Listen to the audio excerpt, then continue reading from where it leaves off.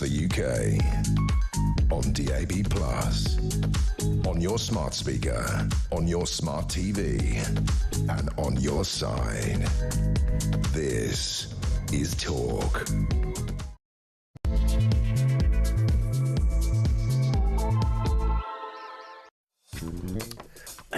Yes, it is. Good evening, welcome. James Well, Unleashed Night. As you can see, I'm still with us.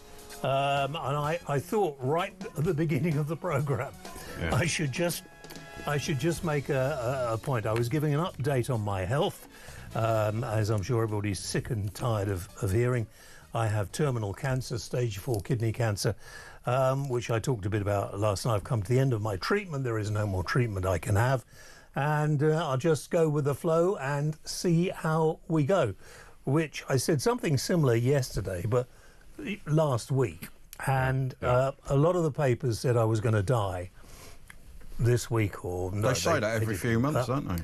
But in a way, I've been very lucky. I've been terminally ill for 5 years, but things are getting worse. I can't walk very well now. I fell over earlier this evening, and I'm not in any pain.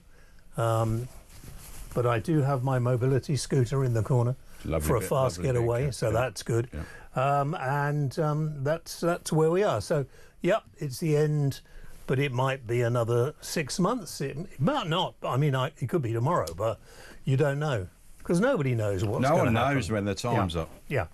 So they're planning a Christmas show, but, who knows? So tonight we're going to talk about all kinds of stuff, and if there's anything you want to talk about, then feel free. I must also warn you, I've been doing this a long, long time. 25 years of a long time. I've done it with him. 30 years, actually. Is it 30 years? 30 years. And he is a complete and utter nuisance. Yeah. You only just realised? Yeah, no, I don't care now. I just say it as it is. Doesn't matter, does it? Yeah. But, we've got lots of the organisations now, very left-wing, very wokey. And so I have to warn everybody that if you're easily offended or easily triggered, this is not the show for you.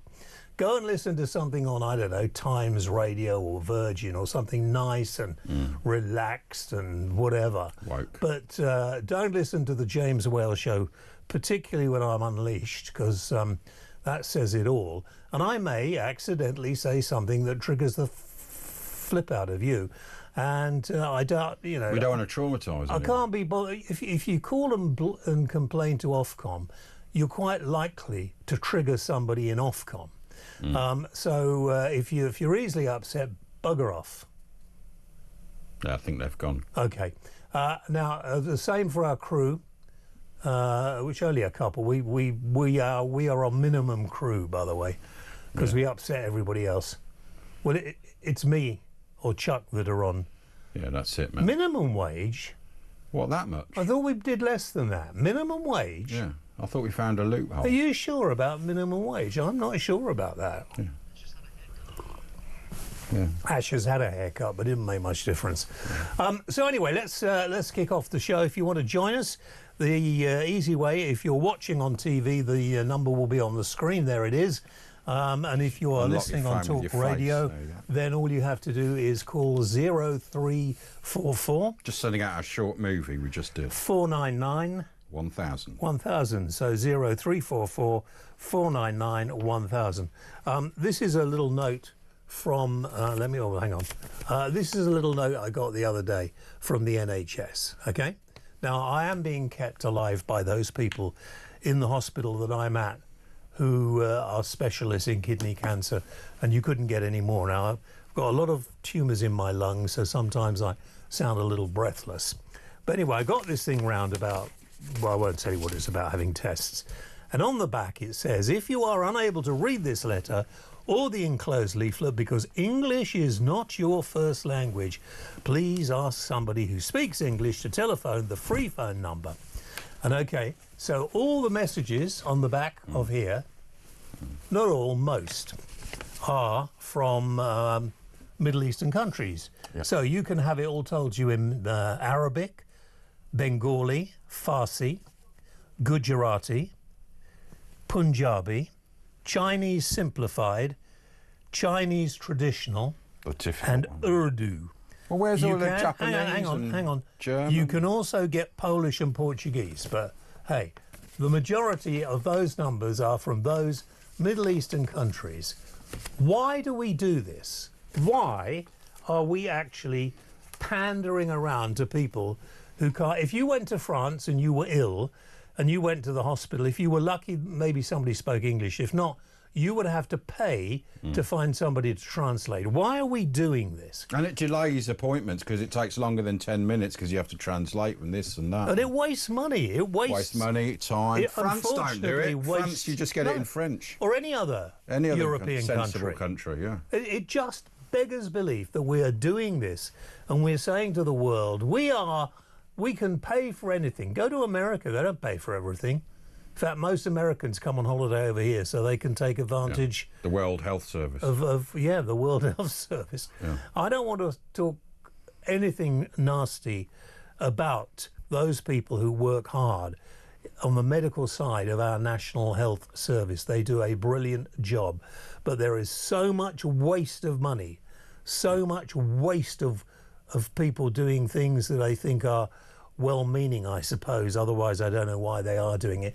Or maybe those who are wanting to give this country's control over to people from a different sort of a different culture, a different religion. I don't know. I like Britain the way it is. If you don't like Britain, the way it was. And the way it was. If you don't like Britain, why would you want to come and live here?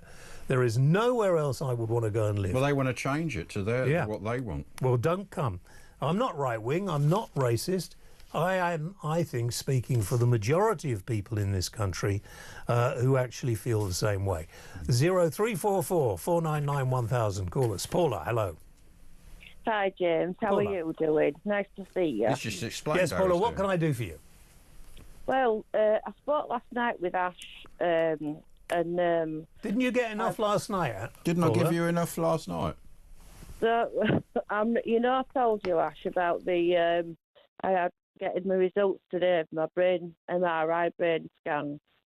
Yeah, I remember. Yeah, you were going for a brain scan. Yeah. Can we, rather than turning this into a medical program, Paula, what is the point you want to make? No. Without being, I wanted to talk to you because you know about all these things. I've got a vascular change, brain shrinking. Yeah, I've got I can't talk about that on the air. Tumor. I cannot listen to me. I cannot answer those questions on the air. You couldn't do it off air. I'm not a doctor. My advice is that you talk to your consultant, and if there are things, I would just letting you know. Because yeah, I know. But Paula, what I'm saying to you is that if we do this and then we end up talking to everybody about all their illnesses, I wish I didn't have to do that either. But people ask, and I've got biology A level. If maybe I can help. No, and if you can, listen. If you can, go and speak to Paula in the studio off the air. Go and talk to her in there off the air. Probably better. Paula, darling, we will talk and do call, and we will occasionally chat, but I can't answer medical questions on air because I know less about it than almost Kev has a doctor on, doesn't he, Doctor? I'm very lucky Renee, that my wife actually knows as much about medicine as anybody. She's got a degree. She's got in a biology degree, yeah. but Kev has got a doctor on, Dr. Renee. He does call in then. So try that. Paula, lovely to talk to you, and you sound good anyway, okay? But you start asking me about individual things. I didn't know what words she was even saying. No, it was all complicated. I can't use them. Heather in Scotland. Well, Nigel Farage will give us a full 100%. Can't understand a word. We'll call you back on a different line. Thank you very much indeed, Heather. Let's talk to Paul in Liverpool. Paul, you're on the air. Yeah, hi James. Just about the translation thing with all the things that they have to go. The apps now are so advanced. You don't need any of that anymore. Yeah, you that's can just true. do an app, bang, you're done. And even the AI apps now, you can talk into them. Yeah, that's true. Google and that, you don't need translators anymore. Why haven't they got onto this technology? Yeah, why are they still sending out? This is an invite, by the way, from the NHS about certain cancers that they send out to everybody at certain times. But then on the back, it gives you all the languages. They will give you the message in, which will cost an absolute flipping fortune. But that's a good point, Paul. Yeah. You know, Paul, very good point. Why won't they do it? I was in the doctor's the other day, and I'm just on the reception with all the languages, and it was like there was like 50 languages, and I was like, wow, you know. And all those people who they have to phone get like 40 or 50 pounds, you know, the translated Polish or what, Slovakia, whatever. And I just thought, just use it an app. Everyone's got a phone, even if the person who's making the appointment hasn't got a phone, you know, the odd person. Well, the reception's got one. Yeah. They're very backward technologically. I mean, they've still used fax machines. They use an old Windows system, which is why they all got hacked a few years ago. They need to up. They've got plenty of money, but they all nick the money, don't they? It's all pigs at the trough. They don't use it on technology. My wife had to go to a pharmacy the other day to pick up some medicine that I needed. You know, medicine that I have to take. If I don't take it, I'm knackered. And she was in a queue.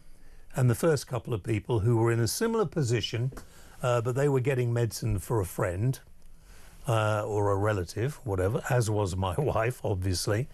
But the person working in the pharmacy had a little look through the list and said, oh, no, it's not here yet. No, sorry, no, we haven't got it. And they all went away with their head between their legs and obviously having to tell people who were very seriously ill that they couldn't get the medicine, they'd have to come back, which in fact is dangerous. Yeah, it's ridiculous. Luckily, Lady W said, I've spoken to the doctor about half an hour ago. The doctor assures me that this medicine is waiting for me to pick it up. Could you go and look again? And if not, can you find me somebody in authority who will find it? And in the end, they had to do that. They found the medicine. And she brought it home. While she was talking to whoever she was talking to, this young girl who probably had no training in anything sent another 4 or 5 people home without the medicine that they needed. And it probably was there then. And it probably was there. And I think we need more training, and I think we need to stop worrying about diversity. Yeah, get rid of that. Do you see where I'm going? You're not going to get the best people. We stop worrying about diversity, and you need matron back. We worry about having people who know what they're doing. Yeah. Good point. Paul, I love you. Thank you for your call.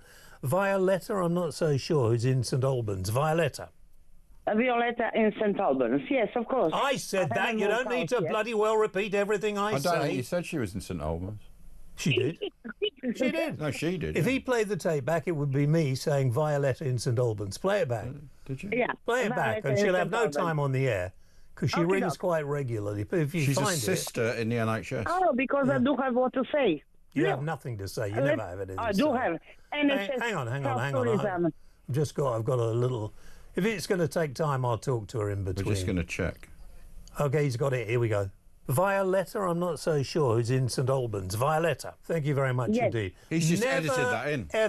No, he didn't. Good work. Never, ever believe what you hear in the media. Violetta, what is your point, quickly? Okay, Doc. NHS tourism, health tourism. I am the witness because I have worked for the NHS. When we do get people from certain countries where certain types of diseases in the end stadiums which are coming here to be treated because they don't get treatment in their countries.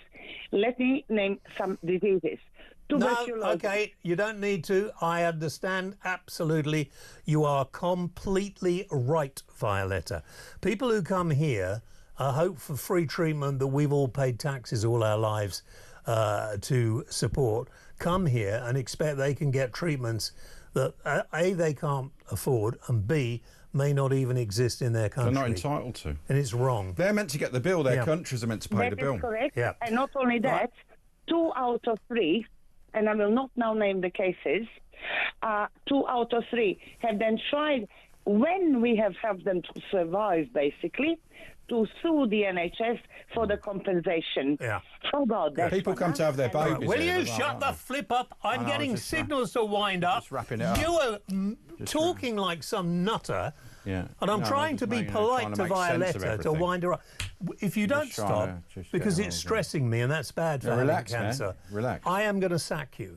Yeah. And before I go, I'm going to sack you and get rid of you and see how that works. All right, man. Mike Graham, who could be my new my new co-host, the way things are going. I'll be with him after the break. Honestly, is going to be right here after the break. And I haven't talked to Mike for so long, thought we'd put him on.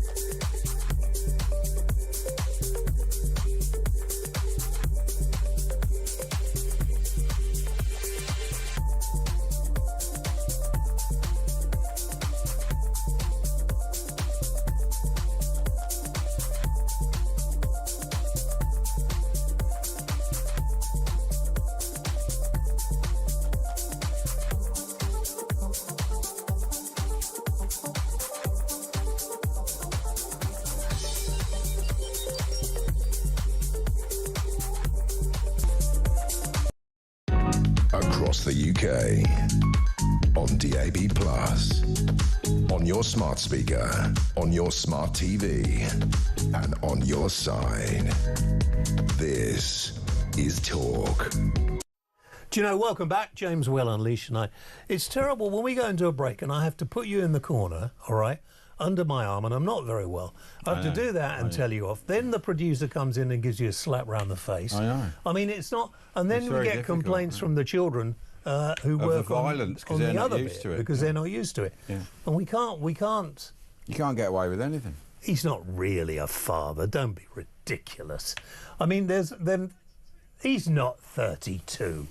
He's got about 4 kids and a puppy. Have you got a puppy? Yeah. What puppy have you got? A golden... Hang on, he's got 2 children. A golden receiver. And he's 32 years old. Hang on, I had grandchildren at the age of 35. Yeah, but, I mean, it really... Are you seriously 32? I thought you were about 20, 21.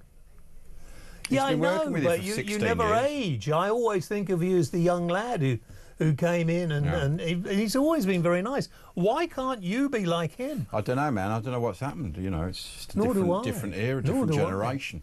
I put my hanky up a bit. He said it wasn't Jane.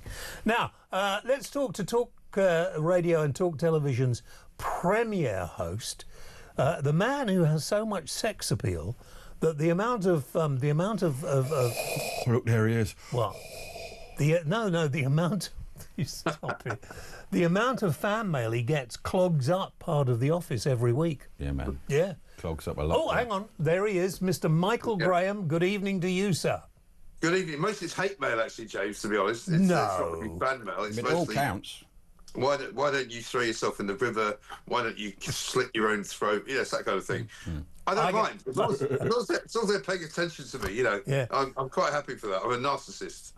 To be fair, I think you might have caught that from me. I'm not sure, but cheers. I wouldn't mind one of those either. But my wife sometimes goes on some social media and reads it and comes out in floods of tears. I said, you're not to do that.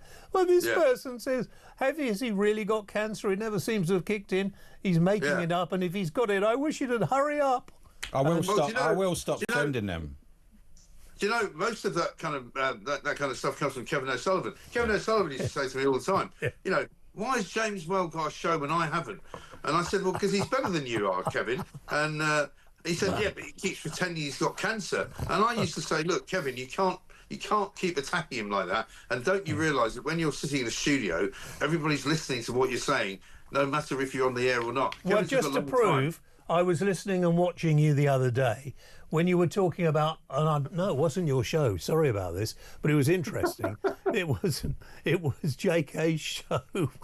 Oh yeah, Jeremy Kyle. Yeah, and he was asking people the price of fish and chips where they were. £15 where I am, and ridiculous. And Kevin comes on and he was asked how much. He said, "Oh well, yeah, 70." Yeah. And JK says 70. He said, "Well, I go to the Ivy." I know. He's like Julie Hartley-Brewer. He's out of touch with the real world. I mean, you and I, James, are the only people really on the station that actually know what it's like to live as ordinary people. We do. You've been a megastar for a long time. It's never affected you.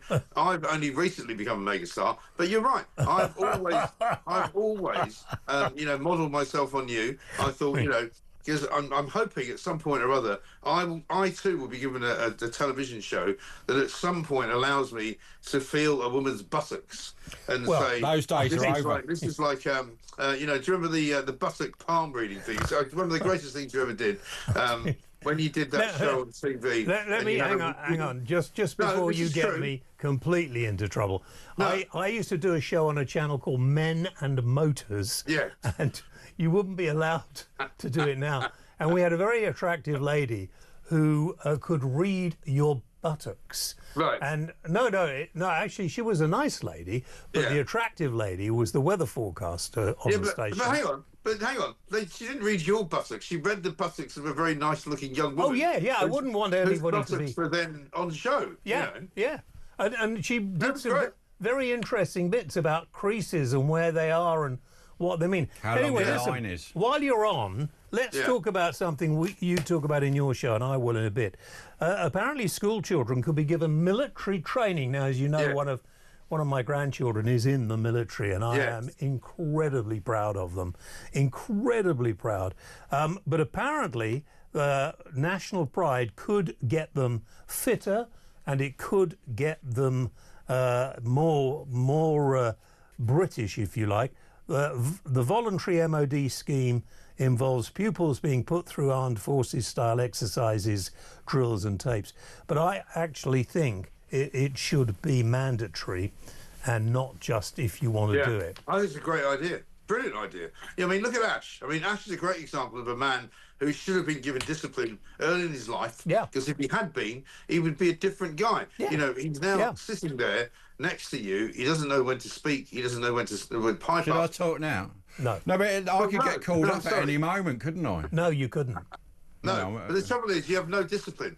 James knows what discipline is. He's got, as he says, a son. Yeah, he used to go to that discipline place in Soho, that dungeon. He was all into discipline at that. Listen, that's a different kind of discipline. The point is that, the young generation now have no discipline. I've got children. My youngest is 18, my oldest is 34. The two older ones are now fine. The two younger ones are still trying to find their way. But can you get them out of the bloody bed before midday when they're not actually going to school? Yeah. When they're off? I'm like, get a job. Go out there, find a job. There's no jobs to be had. They go. I'm like, go and get a bloody job. I don't care what. They only want to be famous now. They only want to be famous. Yeah. And now they've got you as a role model. Hang on, Mike. Here's the problem. This is serious, and I imagine you're going to. Pakistan and India are at each other's throats. Yeah. They are two nuclear powers, and if they don't actually sort themselves out, and we have to do it. We and the Americans probably, because I can't see Europe doing much. If we don't keep an eye on this, there's going to be none of this. Well, I'm too tired, too lazy, not fit enough. People will be called up, and it'll be mandatory. They'll be called up, and they'll be made to join the forces for a couple of years. What, you mean people from this country or people who happen to be from origin Pakistan and India? I saw a story this morning that said basically that the Indian government has decided to bomb Pakistan. They were dropping pakoras and onion bhajis and samosas on Pakistan, and that was just for starters. Finishing off with a glubgerman. Who wrote that for you? Can I borrow them? Sorry, it was on Twitter earlier today. Listen, on a serious point, it's a very serious story, obviously, and I don't shirk from that. But the problem is that if it does kick off, we will end up, and Ash will know this, we'll end up having fights in Birmingham, in Leicester, in Bradford. You know, Pakistanis, Indians will be fighting each other. And we've reached the point in this country. How have we reached this point in this country? You know, we used to be a country full of British people and a few immigrants. Now it's loads of immigrants and a few British people. But you do realise that a lot of these people did join the armed forces. And we had a problem with one of them, who, if you like, was an undercover Islamic Iranian recently. Well, imagine all these people who came to this country, got in here illegally, or even got in here legally, and they have joined our armed forces, and they are actually controlled by somebody outside this country. We are really in it. Yeah, it's a frightening thought, because you know why? Because we've been captured by the wokists, right? And so the wokists have started taking over the Navy, the Army, and the intelligence systems in this country. And so we now are completely and utterly infested with we don't know what, but spies all over the place. Did you see this story today of the guy, you know, the guy who had to resign from being chief of the Navy? Who apparently had to resign because he was shagging somebody younger than him who was under his command. Oh, that's appalling. Who would shag somebody younger than them? Well, I mean, who on earth? Shocking. You obviously wouldn't do that, but who? I mean, honestly. Frigging in the rigging. Do you remember that song? Frigging in the rigging. I didn't want to say that. I wasn't sure I could say that. But that's apparently that's been going on in the Royal Navy. And the man, I think his name is K, not Special K, but he has had to step down. He's been suspended for having, you know, what can only be described as, you know, what do you used to call them? Ugandan discussions with one of his underlings. We used to be all men, didn't it, that were in the Navy? It was known for it. Oh, dear, oh, dear, oh, dear, oh, dear, oh, They didn't stop them. But they shouldn't be shagging each other. No, no. We're trying to like, you know, keep away from getting involved in Ukraine. We're trying to keep away from getting involved in major wars. And yet these people who are running the military are, you know, shagging around it. It's ridiculous, isn't it? You know, the good thing about this, and the good thing, everybody, as soon as you mention Trump, then the lefty wokes go and huddle in the corner and burst into tears and cry. Something I do when everybody says, you know, how terrible he is and how awful he is. The thing Trump has done, and nobody seems to understand, is he has actually concentrated everybody's minds on things that need to be thought about now. Now, he might not be doing it in the best political way, but people are now thinking about it, and people are actually beginning to say, hey, perhaps we should have been spending more money on our armed services. Yeah. Well, Keir Starmer today has been banging on about how brilliant it is that he's done this amazing deal, right? First of all, the deal would never have been done unless Brexit had happened, right? Because Trump has not done a deal yet with the European Union. But the deal is not that good for Britain. It doesn't matter. But, you know, instead of paying 10% tariffs on cars, you know, or 27% tariffs on cars, we're paying 10%. Before that was even thought about, we weren't paying really much of a tariff at all, 1.5% and all that. But in the end, Donald Trump is doing what I think you and I would do, James, if we were in charge of the world. He's basically sort of tickling people. He's opened the door one day and going, oi, you know, sit down. And they sit down. You know, look what he did to Mark Carney, the Canadian Prime Minister. It was full of the joys of spring about how he was going to fight Trump. He was going to tell Trump, you know, what was what. He was going to say, we're Canadians, we're coming after you. He sat in the Oval Office and he was literally like a child who was told, you know, sit there, I'll give you a biscuit in a minute, you know, shut the hell up. It's unbelievable. What's embarrassing. I think he's doing a brilliant job. Yeah, people are still going on and saying, well, Mark Carney really put him in his place, didn't he? He did. Rubbish. We've still got that media that are all having a go at Trump, so you actually hear Carney's doing great, but it's all because of the media is still in there, the same Trump, people. No, they all, you know, the John Sopels of this world, Emily Maitlis, all these sort of ex-BBC people, Andrew Marr, they're all useless, right? James Whale, I must say this, and I'm sorry if you're embarrassed by this, James. You have been doing this for a long time. You have shown the way. You were never trained as a journalist. You never went to journalism school. But that's obvious, isn't it? Yeah, well, indeed. And, you know, you never got a journalism degree. You are a better journalist than most of these, I can't say the word that begins with W. Can I say wankers on the BBC? I'll have a meeting afterwards with my pretty from their elbow. They don't know their arse from their elbow. You and I speak from the heart, speak for the people of this country. But can I make the point? Can I make the point? We are not a racist, far-right nation. We are not. No. And I'm fed up with people saying we are. Well, they all want to come here, the other races, so they're obviously not. Why would you want to come here if you were? No. Exactly right. The only racists in this country are the people who have come here from other countries who are now racist against, like, the Jewish community or racist against us. Before we run out of time, and you know how difficult time is, Broken Britain, listen, migrant hotels are costing the taxpayer is it 15 or 1.5? 15 billion. 15 billion well, over the next... They get full board. I'm speaking. 4 million a year. They get full board. 15 billion over the next 10 years. And they get full board, they get hotels, and why wouldn't you want to come here? I'll tell you, you tell me what you would do. If I was in charge, and I don't care what the law says, by the way, if need be, if I was in charge, there'd have to be a bloody huge, what is it when you've got more than others? Huge. Majority. Majority. Yeah. It would What's have to be. Ash, come on, mate. I don't know what he's talking about. Huge what? He wants a huge what? I want a majority, and I'd put the Navy in the Channel, and they wouldn't be allowed to come here. Yeah. And if we as long as that guy is shagging his the Rear Admiral. Not in charge. You can't. Rear Admiral. You've used that word 3 times. You can't use it anymore. Oh, is that right? It's after 10 o'clock, surely. Which word was it? Well, no, don't say it. Well, here's my thing, right? That scumbag, Rudy Cabana, you know, the scumbag that killed those 3 beautiful girls in Southport, has apparently been found guilty, or has been found this afternoon to have thrown boiling water over the prison guards where he's staying in Belmarsh, right? I said on Twitter, they should just execute this little scumbag. Just execute him. I don't care. I'm not interested in looking after him. I don't want him to be locked up for the rest of his life. Just execute him. Stick a knife in him. Shoot him. Electrocute him. Isn't that the brother of the Manchester bomber that threw the oil on the? Doesn't deserve to live. But same goes for these people that are coming here illegally. You put him in the back of a lorry. You drive him back to France.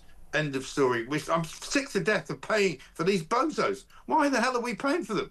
Mike, you can answer those questions on your show Monday morning, 6 o'clock. I'm normally awake at that time listening. Yes. I think I might call in. I might start ringing in. Please do. In the meantime, have a lovely weekend and have a glass of red for me. Thanks, matey.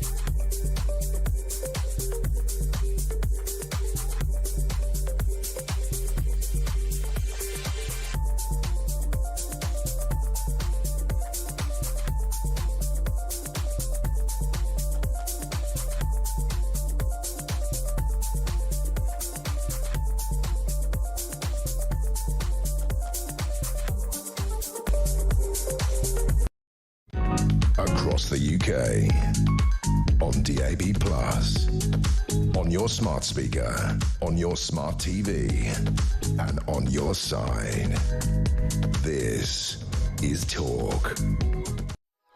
We're back. Look, there they are. What? Look, there's loads of people there watching. What does that say? Lol. Oh, what sort of discipline does he need, says Pete the Mole. Underneath that, the phone call. Joel, mobile. Oh, right. Okay. Nimble Joel. Okay. Kelly in Portsmouth, you're on the air. Hello, Kelly. Hello, how you doing? Aren't we too old to understand what all this LOL? Did you know what 3 hearts means?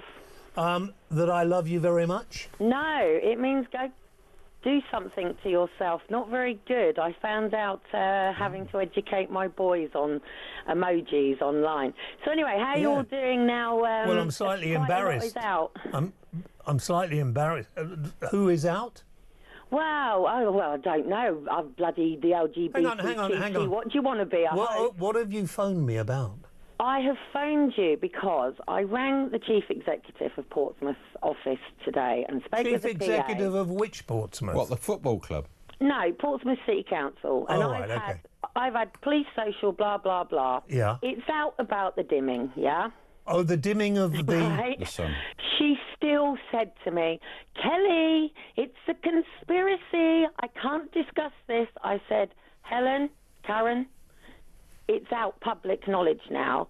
When are you going to accept that I am not needing to be sectioned, evidencing and photographing all of the evidence of geoengineering, stratospheric aerosol injection? And I have been doing so since I lived in Northern Ireland in to the millennium. And I've had this argument with my family, with everybody for years, even arguing in the car on the way with my son, him going contrails, me going chemtrails. It's out. So the fact that they're still saying they're going to get involved, that's like the space race, right? I've been watching this USA Space Force thing that people think is all a conspiracy, right? Are people going to just get their heads around that government has lied to us for years and years and years? The military keep a cover-up. But that's completely wrong. But there are only certain things you can tell the people, otherwise the people... I just want to prove why they kidnapped Darren and Faith. I am Benefit Britain. I am the mum from 2010. Just shut up and listen, will you? Love to, but go on. I am the mum from 2010 that challenged George Osborne about the benefit system. Yeah. So why take my children? Why cover me up? Why gag me? Why? Kick me to the street? Because you don't stop talking. That's probably why. But I've no idea because I can't remember the case. And if you want to send me an email or something about it, then we can talk about it. Thank you. Joel is apparently on the mobile. It's Joel. Joel. Sorry a minute, Joel. Hang on. Do you remember what she was talking about, Joel? I really don't know what she was on. Joel. Joel. Hello. Yeah. Right, I'm a 16-year-old, yeah. No, I don't believe you are. Happy birthday. I am a 16-year-old, and I'm on me... With a voice like... Hang on. You sound 60. You sound 60. Have you got a voice problem? No, I don't, actually. Are you just very mature? Possibly, I'm not sure, to be fair. OK, what was your birth date? 5th of September 2008. 2008? Yep.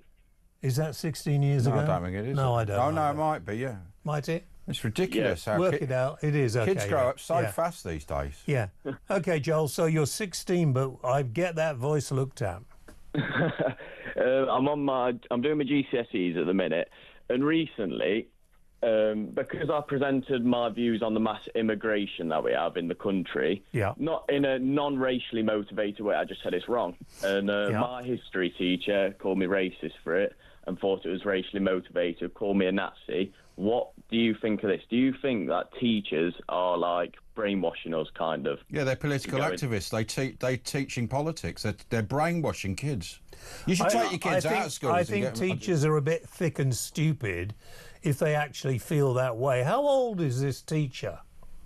Ooh, I think he's 51, I believe. Well, that's exactly the wrong age for anything, as far as probably I can a loser see. if he's like that. He's probably a Liberal Democrat. So he called you a Nazi just for saying about mass immigration. And when you said to him, "I'm that is appalling," or whatever you said to him, what was his reply? He asked, well, basically, I said, "What's your reasoning behind this?" And he just said, "Because you are," and I wanted a reason, and he still won't give me one. So he didn't really give me a reply. I just confronted him on it. You should have gone to see the superiors. No, because I wanted to absolutely own him with it, because I know I can beat him with stuff like this. Yeah. Well, I tell you, if a teacher had said that to me, I would absolutely do what you've done, but I would play him our conversation. Yeah. And quite frankly, was it a Mr. or a Miss or a Mrs. or whatever they call themselves? Oh, I don't believe in any of that stuff. Right, it's good. Mr. So anyway, I suggest that he wakes up a little bit. And I think you are perfectly within your rights to ask those questions. And if we don't start getting answers in a positive way to those questions, then Britain will cease to be Britain or great. in the not too It's people distant like him that have future. caused these problems. Yeah. Yeah. So play that to the teacher. Tell him where we are. Give him our phone number, and we'll have a little chat. Joel, thanks very much indeed. Phil's in Cornwall. Phil, good evening. Oh, Phil Cornwall. Good evening. Yeah. Yes, I was your reference to your thing about the pharmacy assistants. There's a job vacancy advertised on Indeed for a pharmacy assistant in St Stephen's, and it says at the bottom, English is not required. What? Really? Really, honest to God. Do they have to speak Cornish? Well, I don't. Well, you maybe have they to do. read prescriptions. How can you not be speaking? Of course, you have to. You've got to read medicine. So, what is the job? What is the job? It says pharmacy assistant. Maybe she's putting the shampoos on the shelf. Yeah, maybe. Yeah, well, there you go. Well, you I better think it's investigate more and bring appalling. us next week. Yeah, Phil, thank you for that. That just No goes. worries. That just goes to show, doesn't it? Now they won't even allow you in if you speak English. Thank you, Phil. If you don't bloody listen to what we're doing, Well, he's only I will 17. come out there and I personally, in my ill state, beat the. Out.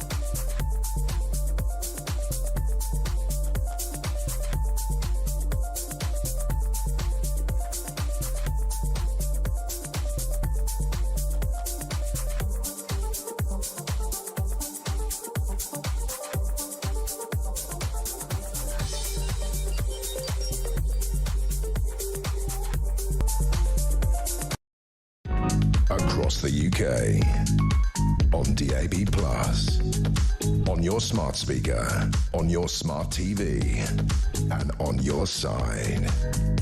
This is Talk. And we're back, Unleashed. Good evening. Welcome. The James Whale Show on TV and radio on Talk Friday nights from 10. Now, let's meet an old friend of mine, a friend I've known for, must be over 20 years, I think. Britain's richest plumber, Charlie Mullins, who's revealed today that he is considering a UK return from his tax exile in space. I don't think he's in space, actually. In Spain. Some silly sod who wrote these notes here has made a mistake, and says space, and become a reform councillor. Charlie, welcome back. Good Hi, to James. see you. Nice. Hi, hair. Ash. All right, man. Do you really want to be a councillor? I mean, they've got a lot of councillors in. The problem with being a councillor at the moment, or at any time, is that the government have got it so that councillors have very little in the way of power. Look, you're right there, James, but I think the latest results with Reform, winning 650 seats, is just so impressive. And I realise now that the more we can get behind them, the better chance they've got of getting in. And, I'd love to work alongside them. So, I'm right up for it. But what about the Brexit thing? Because they're very, pro-Brexit and you're the opposite. How would that tally? Neither here nor there. I mean, that's 5-6 years old now.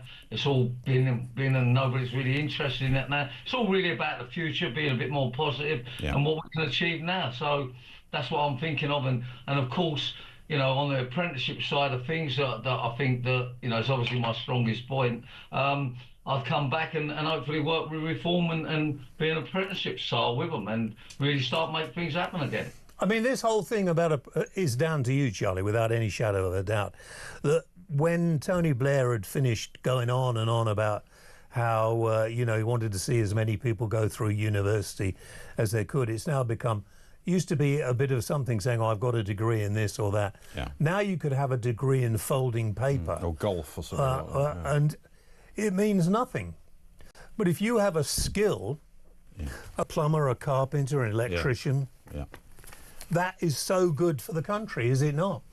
Yeah, well, look, I think it's starting to show through now that, you know, more and more we need more skilled people and less sort of university people that, you know, may not even have a job in a few years with all this AI business that's going on. And, you know, we need more business people in government, not like sort of, you know, these human rights sort of two-bob solicitors, you know, that are just greedy human rights solicitors. We don't need them people no more. You know, the world's changed and we now need to get back to basics and getting youngsters into work and getting Britain moving again. So, you know, if I come back, I'm 100% for it. I've noticed a lot of the comments, James, of the, you know, normal busybodies out there are saying, you know, oh, you don't like it abroad. Look, I love it in Spain. I love it in Dubai. I just come back about an hour ago from Dubai. I absolutely love it there. And it's not a case of being fed up there. It's not a case of I'm there to avoid tax. I don't know any tax. I've paid all my tax up. But I now want to come back and get involved with reform and get involved in getting apprentices into work. And I presume anyway, when you're in this country and the fact that you earned a lot of money off selling your business, presumably you have to pay tax on the capital that you make, on the interest you make. Look, I paid all that. They've had over 100 mil off me, and I made a point at the time. They're not getting no more off me. It's not a case of I don't like paying tax. I just don't like what they're doing with the money. So, you know, but you know, at the moment, the company we have, WeFix, they're complying with the tax regs. We're taking on apprentices, we're training people. Other companies are making people redundant and getting rid of apprentices. I don't know if you know, Joe. I do. Company has got rid of all their apprentices, so we're going to take them on. And yeah, I'm back here to help out and, you know, get things going, moving forward. And is Nigel Farage? Have you spoken to him about returning and working for the Reform Party? What did you say, Ash? Have you spoken to Nigel? You know, because he's the one you need to, the gatekeeper. I think he has. Well, I'll let you work that one out. I think it's been in most of the papers. I am getting very worried. Well, I've had a busy day today. I haven't had the time to read the papers. Ignore him, Charlie, because Nigel realises he don't want career politicians in his party. He doesn't want these waste of time, you know, people that have just got no career or no business mind behind. He wants real people that know what they're talking about in business, and obviously someone that can get behind them on apprenticeships. I mean, apprentices are the future, James, as you know, and Ashley, of course. I mean, I think what we need to do is appreciate, and this government, when they completely bemuse me about, yes, well, we're here for the working person. Well, everybody who's got a job is working. You're working, I'm working. Not sure about him, but, you know, we are actually working. And what really is at the back of the minds of some of these lefty layabouts is if you do a job with your hands, then you are working and in some way perhaps more important, but they don't mean it. No, they don't. Look, I mean, you know, leftists are leftists, and, you know, let's not build the country around them. All this weight nonsense and gender business, that's all going to be moved to one side. We just get back to being a decent working country, getting people into work, taking the country forward. You've heard Nigel Farage. I mean, he is so, like, red hot on it now, on knowing that, you know, it's just a matter of time before he's in number 10 and Prime Minister, and having proper people around him, not these like brainless sort of, you know, greedy human rights lawyers or solicitors or whatever he wants to call himself. They've run the economy into the ground, Charlie. I mean, the old leftists, at least they appreciated and respected the working class. These lot hate them, and they're running the economy into the ground. Will we survive 4 years under this lot?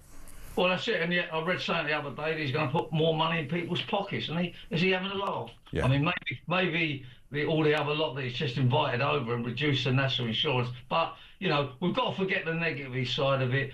They're not going to last hopefully not too much longer Labour in there, even though they've still got another 4 years to run. I don't think we can stand them for 4 more years. So, you know, the results that Nigel Farage and Reform had, you know, the other week was just unbelievable, and it's now everyone's realising now it's not a 2-horse race no more. You know, it's 3 horses in this race, and Reform are out in front. They're not a protest party, out of 10, Charlie, how likely is it, do you think, you will come back and start working for Reform?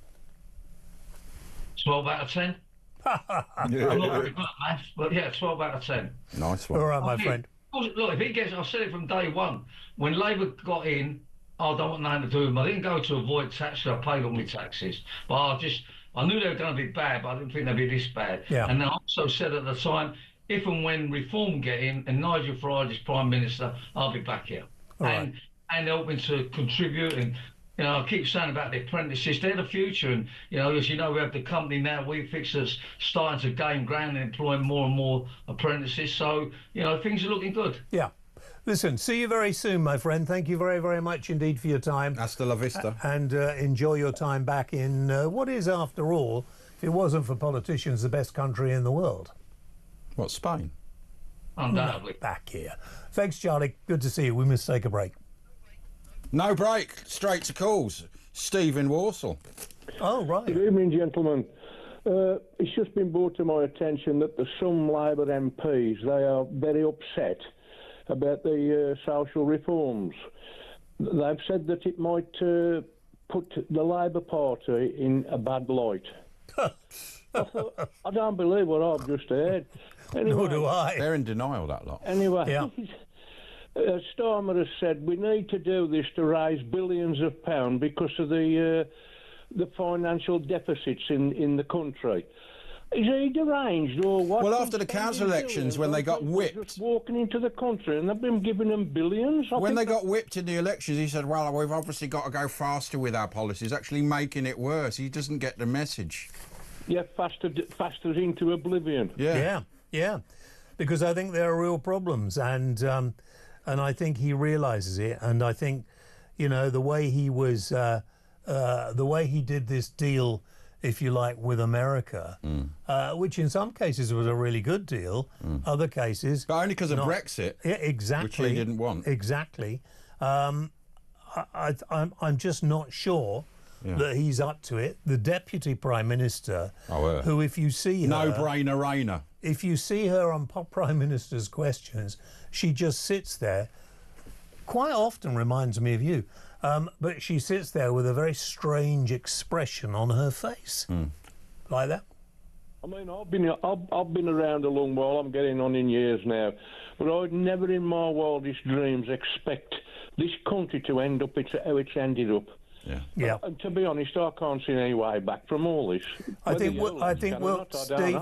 Steve, we'll get back, mate. Thank you very much indeed. We will definitely get back. Yeah. Neil in County Antrim. Hello, Neil. Hello, how are you, sir? Okay, what can we do for you? I was wondering, would you have a number for the Gay Network in Northern Ireland? Because there don't seem to be any such cases. Something about Northern Ireland. Just say something about Northern Ireland. What do you want to say about Northern Ireland? It's a different country. It's 10 years behind London, so that's for sure. And so what are you asking to be done? Could you just have a number for the Gay Network in Northern Ireland? Well, I think if you get a better line and come on again, and I agree with him. Yeah, we can talk about it. Jill, who is in, I can't understand it. I can't pretend to. I'm not that woke. Jill in Hartford. That's what I said. Yeah, no, I know. Jill in Hartford. Hello, Jane. It's lovely to see you. I originally had one thing to ask, but since all the other people have come on with things, I'm going to start backwards. Charlie Mullins, great guy. One of my grandsons who had a lot of trouble at school. He was very clever, got fed up with the teachers, left school, and he was going to study in college. Now he's thought, hang on a minute, I'm going to get an apprenticeship, study to be a plumber, but go back to college because he's good at maths and English. That is the trouble, and he has just turned 16. So that wasn't what I was going to say first. Well, well done, and we wish him luck. Right, and next, please, James, may I just say to you, because I love your programme, I watch you every week, but I always seem to miss getting on. Live for today, for tomorrow will take care of itself. You're absolutely right. And you're a brilliant example. Please, could I ask one thing? I used to listen to you in the old days on the radio. Yep. And I bought your book many years ago. But, of course, I lent it to someone, and that's fatal. You never get it back. Well, how to train women the whale way? Would you stop it? Or bald on top? No, you don't know when to shut up. Which one was it? I am so sorry. So sorry, Jill. Ignore him.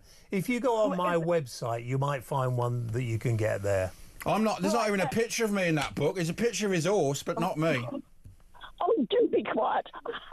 He's a pay. How would you put up with this numpty? To be honest, I don't want to be rude. I mean, I won't tell you what I did, but I've been in the business all my life, although I'm retired now. And I was I mustn't talk about myself. So you just have to get on with it, James, as you do. You can. I want to know what you did. Tell me what you did. Yeah.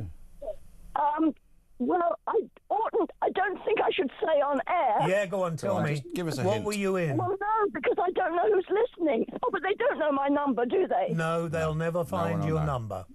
Okay. If they had my surname, they just put my name in Google.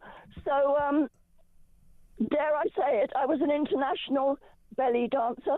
Yeah, because if there is anybody that this programme would attract, it would be international belly dancers. They all listen to us, the belly dancers. Yeah. And thank you. I also taught creative dance and drama for people with disabilities, special needs. I'm also tuned in, so I'm also Gypsy Jill, the High Priestess. But anyway, enough of me. Yeah, I thought you'd laugh at that. I'm still an old equity member. I just wanted to say it's great to see you. I haven't been well myself for ages, but you're inspiration to everybody. Thank you very much indeed. Very quickly to Tristan. Tristan, mate, I haven't got that much time, but we'll keep you on after the news. What is it from Southend-on-Sea? What is it you wanted to talk about? Thank you, sir. I wish to get a comment from you, if I may, please. In relation to young people saying they'll refuse to take part in a war, do they not realise that with conscription you are given no choice whatsoever? And so be it if a bunch of burly men have to drag you from your bed, possibly at gunpoint. Right. Stay there, don't go anywhere, and you'll come back and answer that. From my point of view is you won't have any choice. A lot of people became... conscientious objectors. Conscientious they went to objectors prison. and they went to prison. And if we get into a situation like it was, then I'm afraid we are in big trouble. Hopefully I'll be back next Friday. In the meantime, here's the news.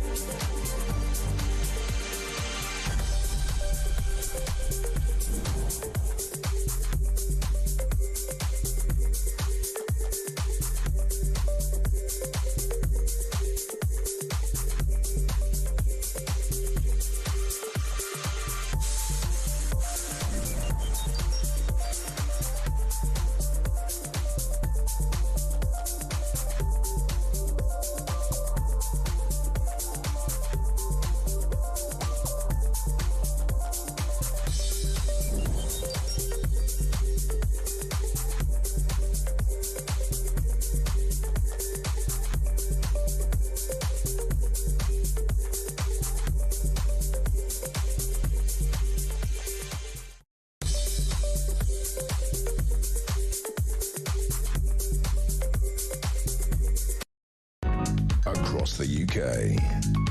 On DAB+, on your smart speaker, on your smart TV, and on your side. This is Talk.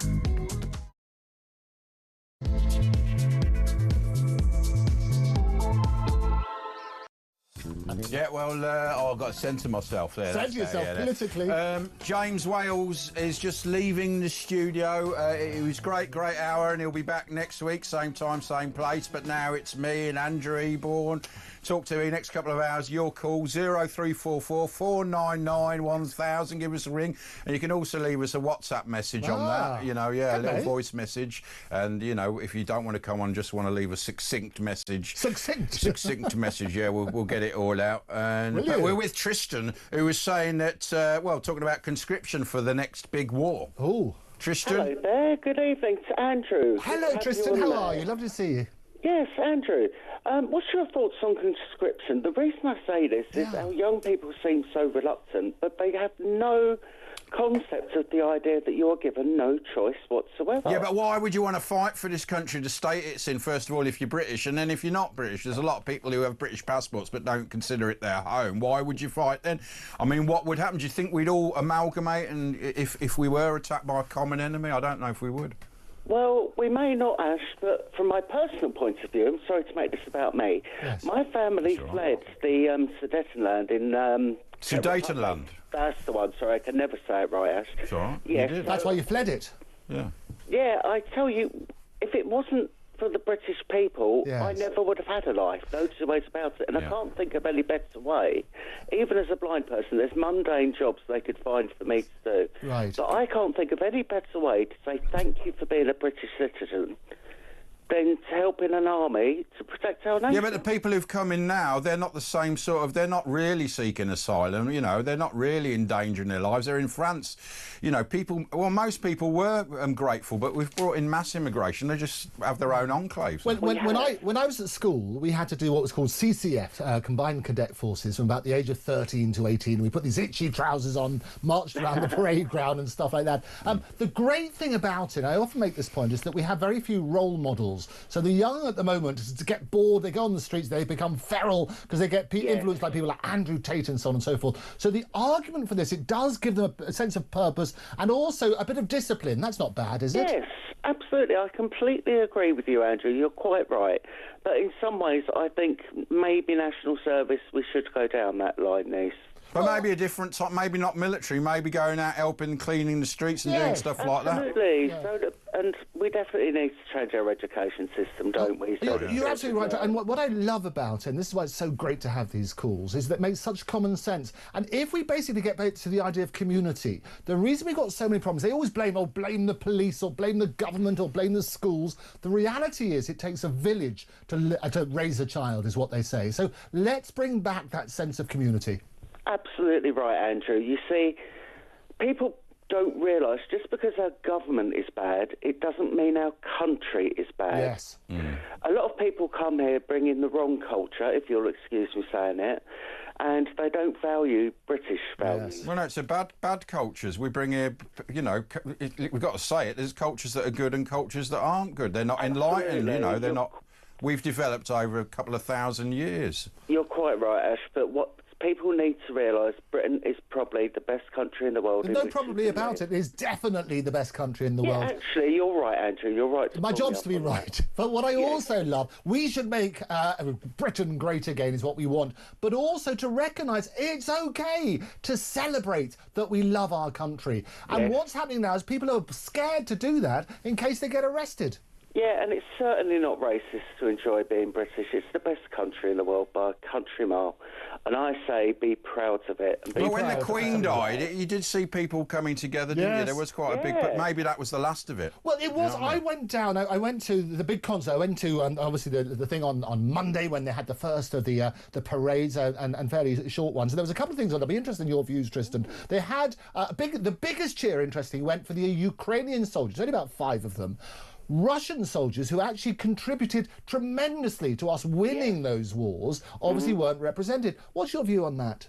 My personal view is with the Ukrainian flag, they didn't exactly help the Jewish people, to put it mildly. Well, they murdered them, is what they did, in pits, 30,000 in 3 days, including relatives of mine in Lviv at the time. Oh, sorry to hear that, yes.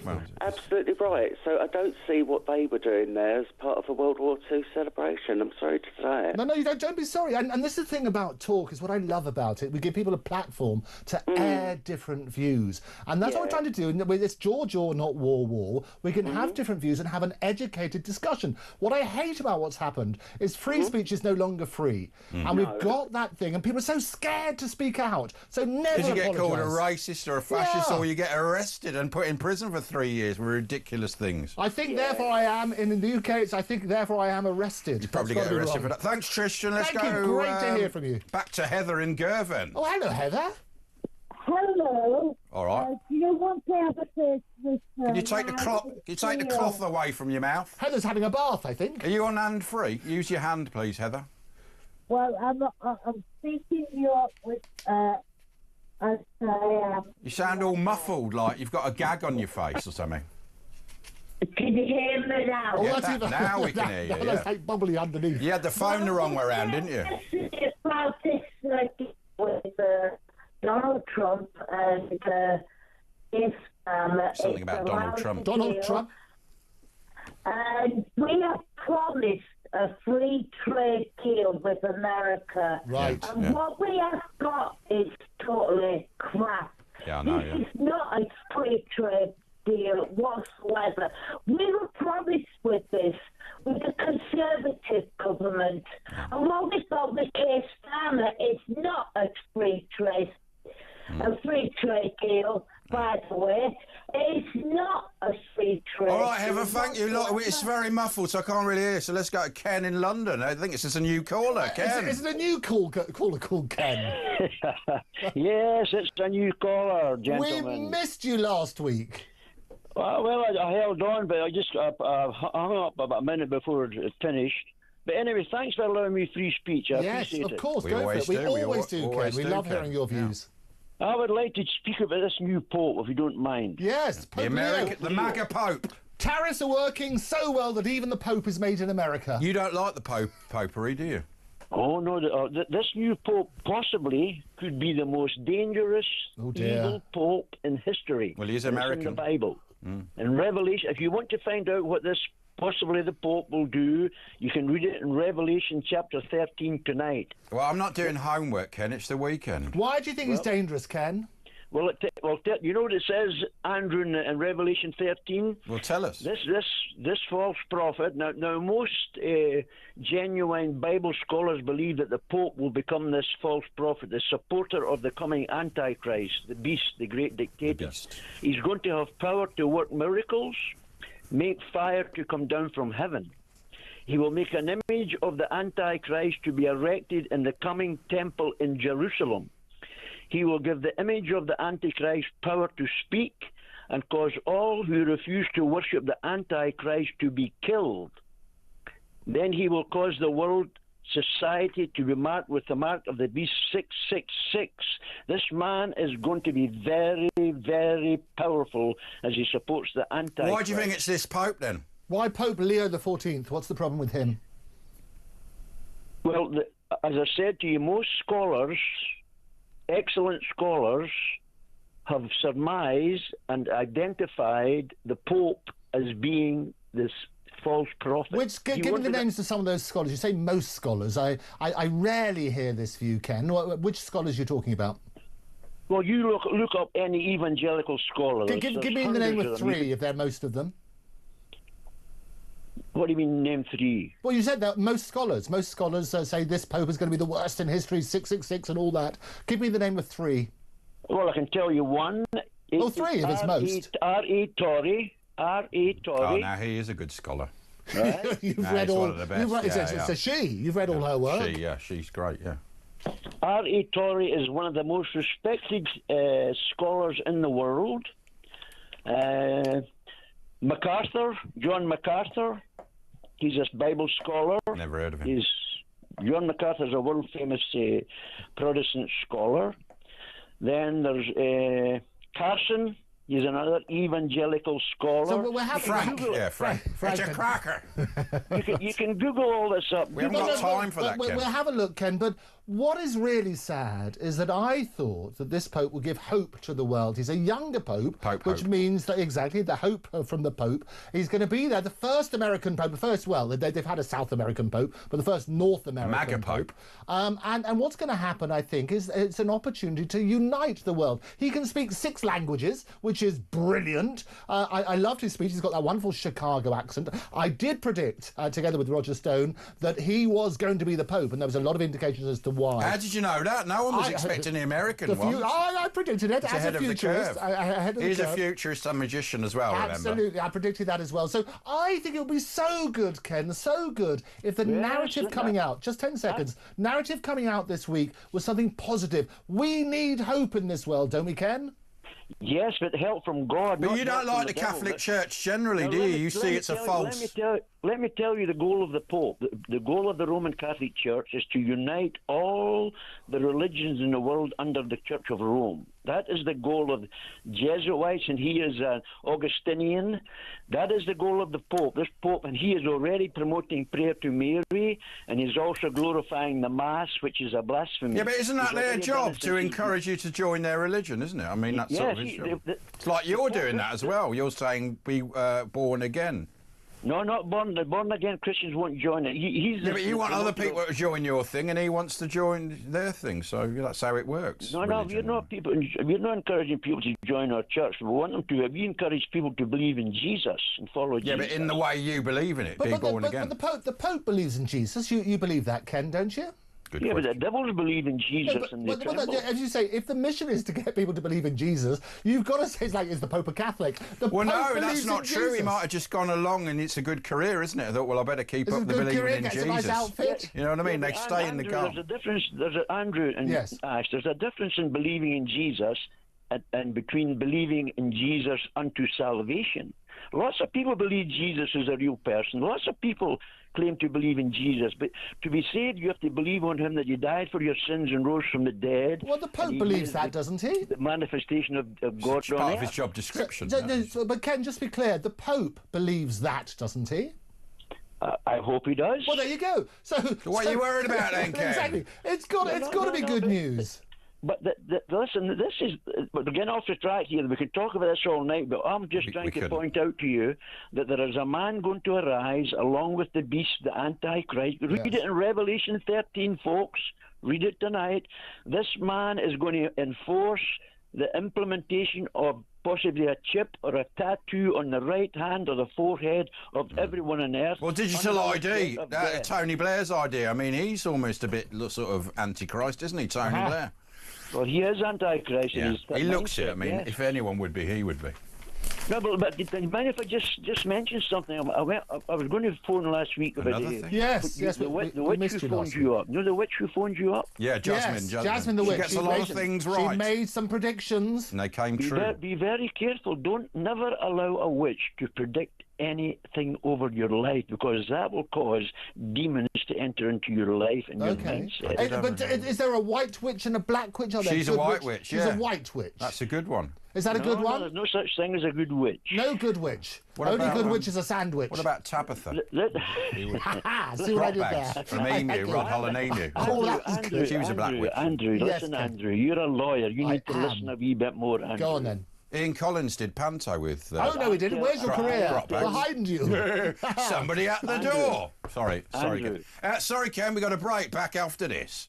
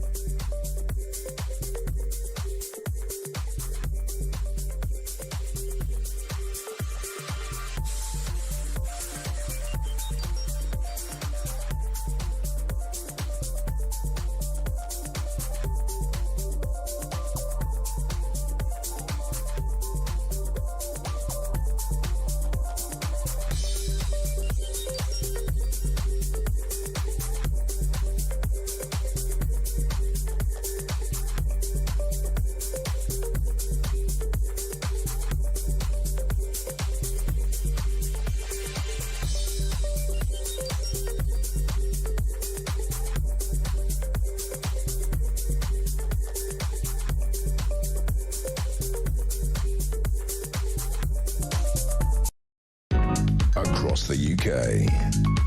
On DAB+, on your smart speaker, on your smart TV, and on your side. This is Talk. Yeah, it's Talk to James Wells show. He's gone home. He'll be back next week from 10. It's me and Andrew Eborn, but we're going to go through the newspapers, but here's one, a very new story. Police investigating alleged attack on prison officer by Southport triple murder Axel Rudy Cabana. The convicted killer launched the alleged attack from his cell at HMP Belmarsh and is said to have heated the water up using a kettle in the room. Sky understands. Police are investigating an alleged attack on a prison officer. Rudy Cabana was in his cell at Belmarsh at the time, allegedly heating the water up using a kettle. He then threw the water at the officer who was standing outside the cell, through a hatch in his door. It's claimed the member of prison was taken to hospital as a precaution but only suffered minor injuries. Well, we know he's serving a life sentence. The prison officer has been discharged from hospital, so it's not as bad as the one that happened a few weeks ago with the brother of the Manchester Arena bomber through burning hot oil, and that caused life-changing injury to 3 guards. Cell door hatches are used to pass medication to prisoners, and most of them have kettles in their cells. I mean, after the attack a few weeks ago, these people, they shouldn't be having any kettles or dangerous implements. You would think absolutely that lessons would be learnt, and they always say we're going to learn lessons so it doesn't happen again. It's scandalous that this has happened. They're putting them at risk and so on and so forth. We need to make sure that the people are better protected. We need to make sure that appropriate human rights across the board are working on that sort of basis. But why? Why give them potential to cause injury in this way? It's not a hotel. You don't get coffee and tea facilities. You know, just if they want tea, they can't just have them lemonade or something. You know, why should they be able to make hot drinks? Anything that could damage or injure somebody else. Or be made into a weapon. Of course it is. And as you say, we only just heard the recent case of that, where somebody received very serious injuries. They're looking to this, but what I would urge them to do, don't just pay lip service to learning lessons, do something about it, because other prisoners will be having these in their room. You've got to work out on what basis, what happens now, and absolutely you've got to make sure it's humane conditions for everybody.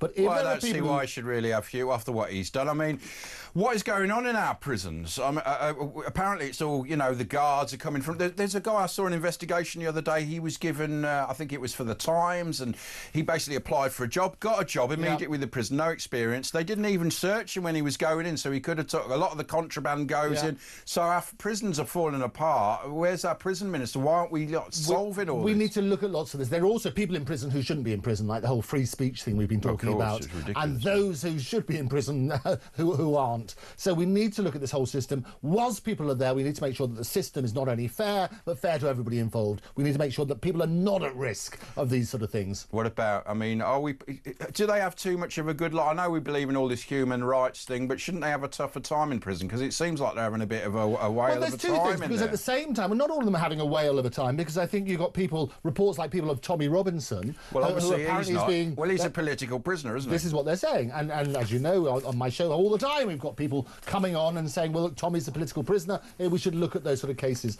What we need to do, justice should be blind, and it should be blind to all of these sort of factors. We need to make sure that people are treated fairly in an appropriate way. But you're a lawyer, right? You're a barrister. What is the rules? Because Tommy Robinson was a civil case, and he's got basically... It's crazy. I personally think he's a political prisoner. I personally think the punishment does not fit the crime. Well, he's in solitary confinement, which you're not allowed to put them in for that long, but they get around it by saying he's being segregated. No, but still solitary confinement. That sort of stuff. All of his supporters, and there are zillions, they'll all be tweeting inappropriately and supporting him. It is a political prisoner. I think it's wrong for him to be in the current conditions. Can you imagine if something happened to him? What would happen outside on the streets? Absolutely. And the support for that sort of side is tremendous. So we need to make sure that our justice system is looked at in an appropriate way. We need to make sure that people are not put at risk in this sort of situation, but at the same time treating people humanely. But what did you think about a week ago? They came out and said this Southport riot, a judge looked at it and said, no, it was nothing to do. They weren't far right. It was spontaneous. It wasn't planned. Keir Starmer was talking a load of crap when he said they were far right, and it was all... I mean, he's really... Don't you think he actually prejudiced the court cases? Because all these judges then obviously got the message from Keir Starmer and gave them massive, ridiculous sentences. And their defence lawyers told them not to plead guilty, and then the ones that didn't didn't plead guilty. They actually got thrown out of court. Why were their defence lawyers so badly? And shouldn't they be able to appeal because of the crap defence? What Keir Starmer should do now is apologise. Yeah, well, he's not going to do that. He should have apologised to the Supreme Court. People turn around and say about He'll never far do that. right. It's far left, isn't it? Work on that space. Sometimes being right so far rather than far right. You need to turn around. There's an issue in this country, and part of the issue, as I highlighted at the beginning of this hour, is that we haven't been able to speak freely about real issues that concern us. It's the only way he can shut it down is by saying far right and cowering people and putting people in prison. It's a coward's way out. It's worked. The only way we can get the solution is to address this properly. We need to make sure that political prisoners are not doing that. You've got the case at the moment. It's an appalling case about the sycamore tree and why that was cut down. But the amount of coverage of it is far more than the rapes and pillages and the burglaries and other bits and pieces. Yes, it's an appalling crime, but it's not as serious as the rape that's been going on and being buried. Of course it is. Right, OK. She's been accused of being the Antichrist. It's Yasmin the Witch. Oh, hello, Yasmin. Hiya, darlings. It's lovely to hear from you. Thank you so much for your positive vibes last week. I think Ken needs to read up on the Bible because there's a scripture that's called the gifts of the Spirit, and one of them is prophecy, and the other one is readings, and the other one is seeing angels, which I have seen in my life, and the other one is to do with the gifts of the Spirit and healing. So he needs to really look up the Bible and realise that everybody isn't made in his image. In Ken's image. The other thing about him is this Pope will bring people together. I like his energy. Yes. I think it's positive. And I also think when I look at the new Pope, I think everybody should get behind him. Yes. Because at the end of the day, he's about peace and bringing people together. Well, what did you think about the last Pope? Because you get readings and that. What did you get off the last Pope? Because I saw some very bad stories about him, actually. I don't know much about the last Pope, I've got to be honest. Right. I do believe at the beginning of his, how can I say, the journey, he was drawn to go in the church, and he said Jesus was in the church with him, Yeshua was in the church with him. And he must be old. That's what took him on his journey. Now, I've seen angels. Yes. I've seen angels. What do they look like? Well, I'll tell you now, they didn't have a wing. Bit like Aled Jones, I would have thought. No, they don't have wings. And what do they have? How do they fly? Well, what I saw was this. Do they have a harp? I was sleeping in my mum's bedroom because I was dying, and I was pregnant, and I was very, very ill. And it was about 3 or 4 o'clock in the morning, I think around 3. Yeah. And I was seriously ill, seriously ill. And that's why I was sleeping in my mum's bedroom at 8 months pregnant. And a blue light came in the bedroom. The police. And it was literally, no, Ash, this is no joke, mate. There was a blue light in the bedroom, and literally it formed into an image of a light being. I'll say a light being, a star being. And all I heard in my mind, it was telepathic. It wasn't spoken out of a mouth. All I heard was, "You're going to be all right, Yasmin." You know what I mean? And when I heard that, I just felt surrounded by the most amazing love I've ever felt and peace. And but how do you know that wasn't a hallucination if you were ill at the time? No, I was wide awake. I was wide awake because I couldn't sleep properly because of my illness. And was your mum in your room at the same time, Yasmin? You said it was her room, rather. My mum was in the room. Did she see anything? She was fast asleep. Right. She was completely out. Now, let me explain what I saw. You know, like you have an electric blue light? Yes. It had horizontal lines and vertical lines that made up the being, and everywhere the line intersected on the being's body that I know as a body, there was a blue light, like an electric blue light, shining out. And I am telling you now, I've seen spirit since I was 3-year-old. I've seen spirit. When I was 3-year-old, I had meningitis, and I passed over to the other side. When I passed over to the other side, there was a group of people around me. Now, remember, I'm 3-year-old. A 3-year-old doesn't have concept of who people are. As I've grown older and thought about what I saw, yes. There was a druid there, and there was 4 other people there. There was a golden light there at the side of me, which I believe was an angel. Right. And I looked at myself on the couch in my mum's house, and I passed over. I was watching myself, and the doctor trying to revive me at 3-year-old. So what I'm saying is, I've gone through a journey through my life knowing that there are other, other things that we don't see. Oh, no, I think that's right. I think it would be arrogant for people to say that we understand everything. And there is an energy. I believe in Yeshua. I believe in all the prophets. So what we should do, Yasmin, is we've got a new feature here on the show where we're basically getting people with different views to come together to put both of their sides of the cases. Is that something that you would do with Ken? Certainly, yeah. Ken in London again. Here we go. Have it out, you two. Let's clear the air. Surprise, surprise, Yasmin. Here's Ken. He thinks you're the Antichrist now. Have it out. Now, hold on a minute. Let me explain something. All right. I am a pagan. I believe in Mother Earth, and that is my religious standing in the way I am. I'm also a spiritualist. Ken, is that all right, what she said then? No, it's totally against the Bible. Okay, can I suggest that when we have this conversation, Yasmin, just a minute. Look up the gifts of the Spirit before you call me out on my name. Yeah. You have no right to judge me on my journey. I do not know you, and I do not agree with your bitterness in your heart against people. You are too judgmental, and you are totally... I don't hear any love in your voice for anybody. Okay, so Yasmin, what we're going to do, we're going to make sure that you both have this sensible conversation. No, I'm not talking to him. I am not discussing... All right, well, you don't have to talk to him, but let's have Ken's response. You don't have to talk to him. I'm not interested. He spoke out on my name. You've hurt her feelings, no right Ken. to judge my religion. Ken, try and make it up with Yasmin. Yasmin, I am very concerned about you. I love you. You're a precious soul to God. I'm not against you in any way, Yasmin. I want to help you. I believe you're deceived by the devil. Well, that's not very nice. You believe in spiritism. Well, spiritism is what they call in the Bible necromancy, which is trying to make contact with the dead.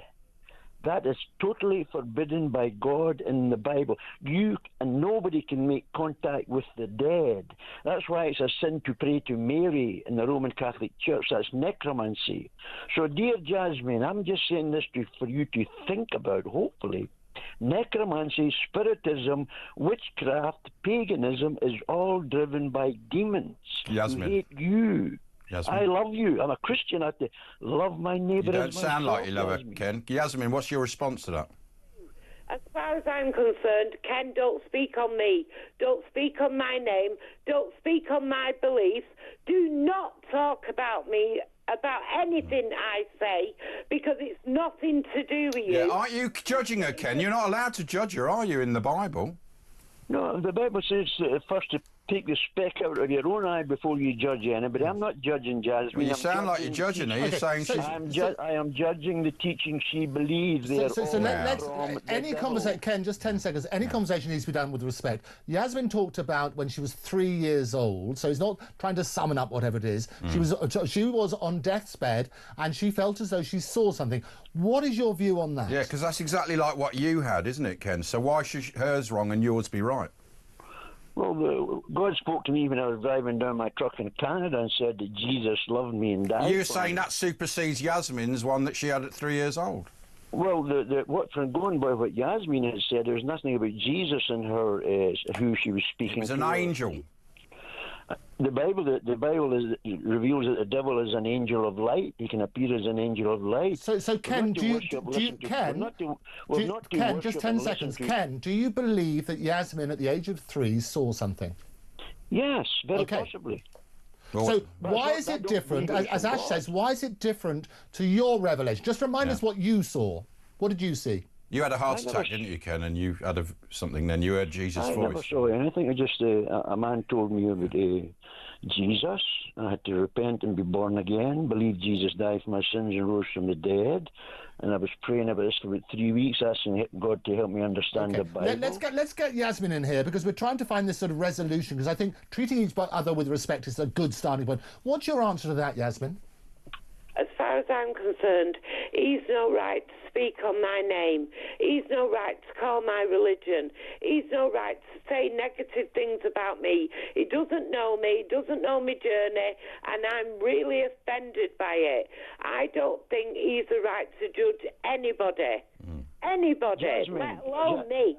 Because as far as I'm concerned, I have got gifts from God, and that's it. You call it whatever you want, but look up the gifts of the Spirit. Also, Jasmine. as far as I'm concerned, I don't want to speak to this man. As far as I'm concerned, he's too negative.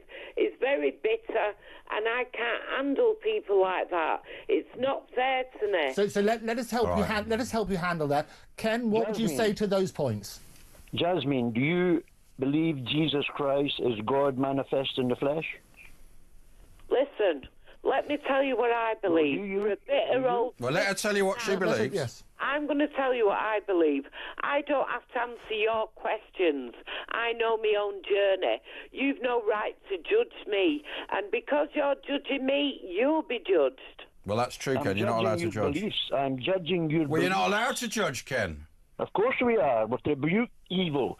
The Bible tells us to rebuke those who bring false doctrine. You call me evil. This is wrong. Yeah, I think to be fair, Jasmine, you've made a really interesting point, and I think it's right. We need to do this with respect. You cannot call anybody evil. That's not right, Ken. I never said Jasmine was evil. Don't put words in my mouth. I won't. No, it's good to clarify then. So you're not saying... I said her beliefs are evil. Well, that's the same sort of thing, isn't it? That's the same. So let's be clear on this. Let's find the common ground. 10 seconds, Jasmine. As far as I'm concerned, I don't judge anybody. Yes. Because everybody's had an unusual journey on this path. We're all here to learn things. That's my philosophy. I believe in Yeshua. I believe in Miriam, Our Lady Miriam. I believe in God. I believe in angels. But I also believe in Mother Earth. We've only got one planet.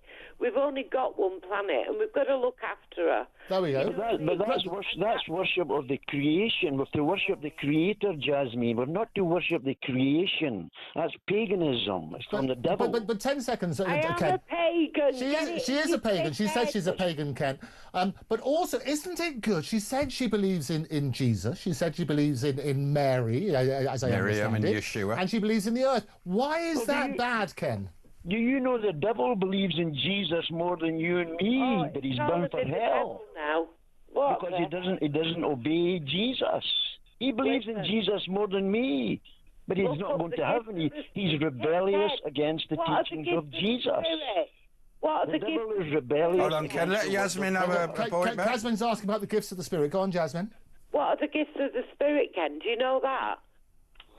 The gifts of the Spirit, there's a number of gifts of the Spirit in the Bible. Gift of prophecy, the gift of tongues, the gift of interpretation of tongues, the gift of word of knowledge, the word of wisdom. There's lots of gifts, but you're not talking about those gifts. Why are you knocking me? You don't know me from Adam. But You don't know me from Adam.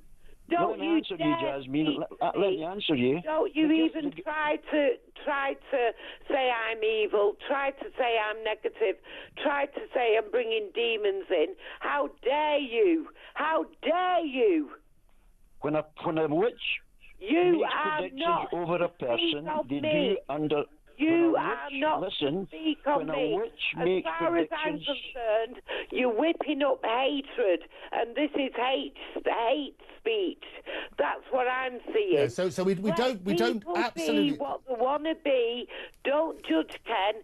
And when you are called to the Maker, you will see that God gave me these gifts. Okay. Amen. So let's follow up on that, Yasmin. Amen means. Yes. Do you know where the word amen comes from? Go on then, Yasmin. Where does it come from? From Amenhotep the First in Egypt. Right. Who said, if you do any blessings, any giving any food or blessings in temples, or you say prayers or supplication, Amenhotep said, the first, said his name has to be used at the end, and that's where we get the word amen. So let me ask Ken something, Yasmin. That's really clear. Thank you for clarifying that.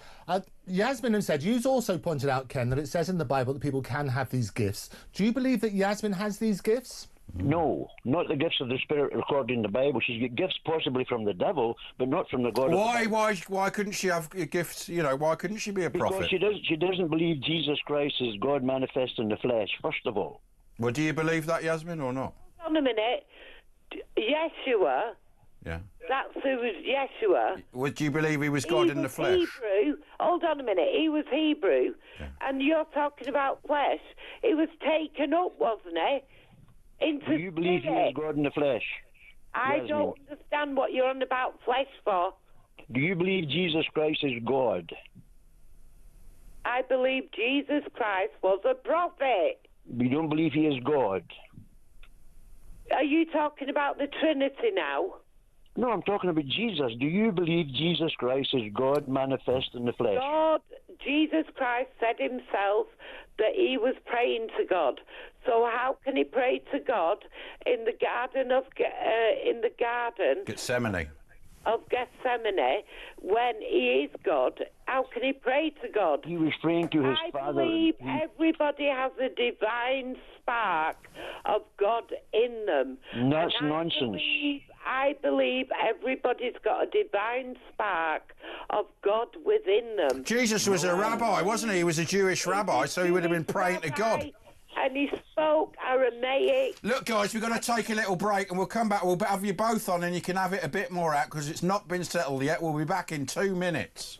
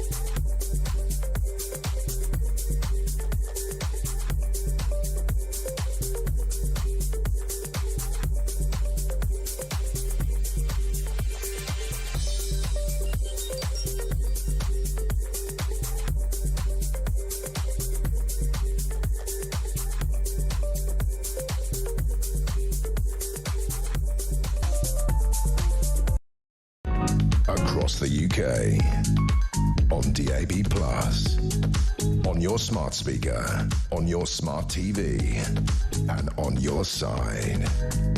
This is Talk.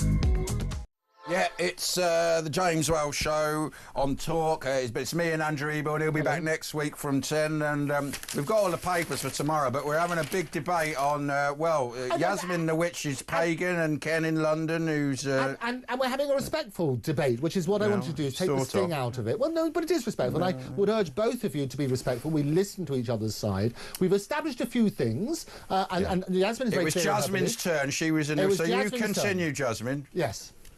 Away you go. Well, I believe that everybody's got a divine spark within them, and I believe that divine spark can be used for good. And I call it, they have an inspiration from God, which means in spirit. I also believe that there was a prophet called Yeshua. I also believe in angels. I also believe in God. I also believe in Mother Miriam, our divine lady. I also believe that God put us on this planet. And just to clarify, Yasmin, is Mother Miriam the same as what we would call Mary?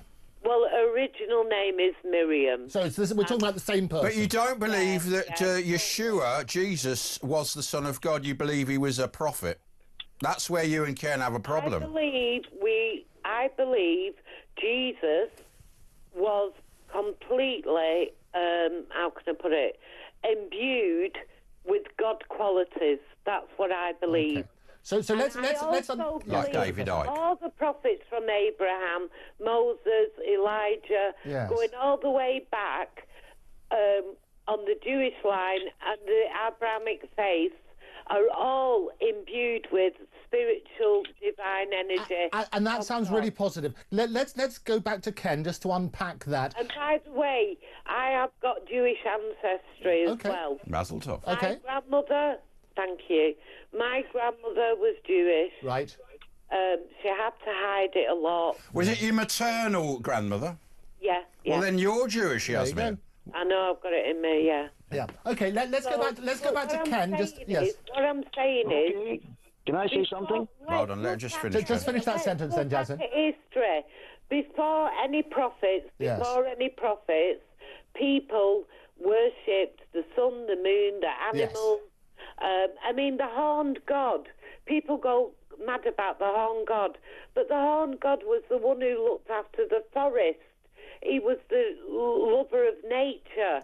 And the goddess, she was the lover of the earth and everything. Yes. So that's the animistic view. Okay. So Ken's not going to like that really at all. helpful. So I have seen fairies when I was younger. Yes, you mentioned that. Yes. This was at a time where I didn't have any books because my dad was Muslim. I didn't have any books. We didn't have a TV. I'm talking in the 60s, and I saw fairies, and they saved my life. Okay, so there's a lot to unpack there, Yasmin. Let's give Ken a chance to do, and we're going to do this respectfully, as I say, because one of the biggest things, I mean, religion means so much to people, but it's also some of the most divisive and causes more wars than anything else. What we're going to do is unpack this in a sensible and respectful way. I believe in love. Yes. I just believe in love is a great thought. Let me go to Ken. Ken, let's unpack that. What do you disagree with? Well, let's start actually. What do you support with what Yasmin has said? What bits do you agree on, first of all? I wouldn't agree much with what Jasmine is saying, actually. But you see, Jasmine has stated she is a pagan. You can't even worship the earth. Yeah, it's Yasmin. Yasmin with a Y. Yeah. Yasmin, you said you worship the earth, that you're a pagan. Well, that's idolatry, and it's totally against God of the Bible. Now, in this world we live in, there's a supernatural side to life, and in this life we are either led by the Holy Spirit of God, according to the words in the Bible, or we're led by demonic spirits coming from the devil. And the way to check out who we believe in, if you don't believe Jesus Christ is God manifest in the flesh, and you refuse to believe that, then God says that's the spirit of Antichrist. And it seems to me, Yasmin, sadly, that you are under the direction of the spirit of Antichrist. You're anti-Jesus. But Yasmin, what would you think? Because you're not being negative about Ken, are you? You're not going to come and say Ken's the Antichrist. I'd never say that about anybody, because to me it's like whipping up hatred against people who believe different things. And the problem is, the way I look at it, and it's very, very simple, is what that comedian used to say, let thy God go with you. Yes. And as far as I'm concerned, I don't care what religion anybody is. Dave Allen, I think it was, wasn't it? Yeah, it was Dave Allen. Oh, yeah, I remember these things. He used to sit with a bottle of whiskey on the side, or gin, I think. And a fag, yeah, he always had that. Yeah. But as long as people respect each other... Respect is key. And Ken has called me the Antichrist. He's called me... I never said you were the Antichrist. Well, you said it's Antichrist what she believes in, though. It's a loophole, Ken. Come on, I mean... I said that there's only one Antichrist. Get this straight now, please. You don't put words in my mouth. Yeah, but you're suggesting that her beliefs are Antichrist. Ash, I never said this. No, but her beliefs are Antichrist, is what you're saying. We can let Ken clarify. Now, let me just Everybody who refuses to believe Jesus Christ is the Son of God, God manifest in the flesh, are driven by the spirit of Antichrist. Ash, you are driven by the spirit of Antichrist. Yeah, well, we've established that. You refuse to believe Jesus Christ is the Son of God. Therefore, you're driven and led by the spirit of the devil. That's I what the used Bible to go to teaches. Salvation Army when I was a kid. I was brought up in Christian children's homes. I've done loads of things with religion in my life. And as far as I'm concerned, you really don't understand parts of the Bible. I mean, you don't even know it. Do you know about Urim and Thummim? Do you know about Urim and Thummim? Tell us about them. Urim and Thummim? Yeah, does he know about Urim and Thummim? Well, I don't know. Do you know about Urim and Thummim? Listen, I'm here to talk about Jesus Christ, the Son of God. I'm just concerned that this lady, she's a precious soul to God. At this moment, I believe that the three of you folks right now, you're not born again. The three of you are on the highway to hell. Jesus doesn't want any of us to go to hell. Now, as a Christian, God is depending on Christians who speak the truth in love and concern for souls.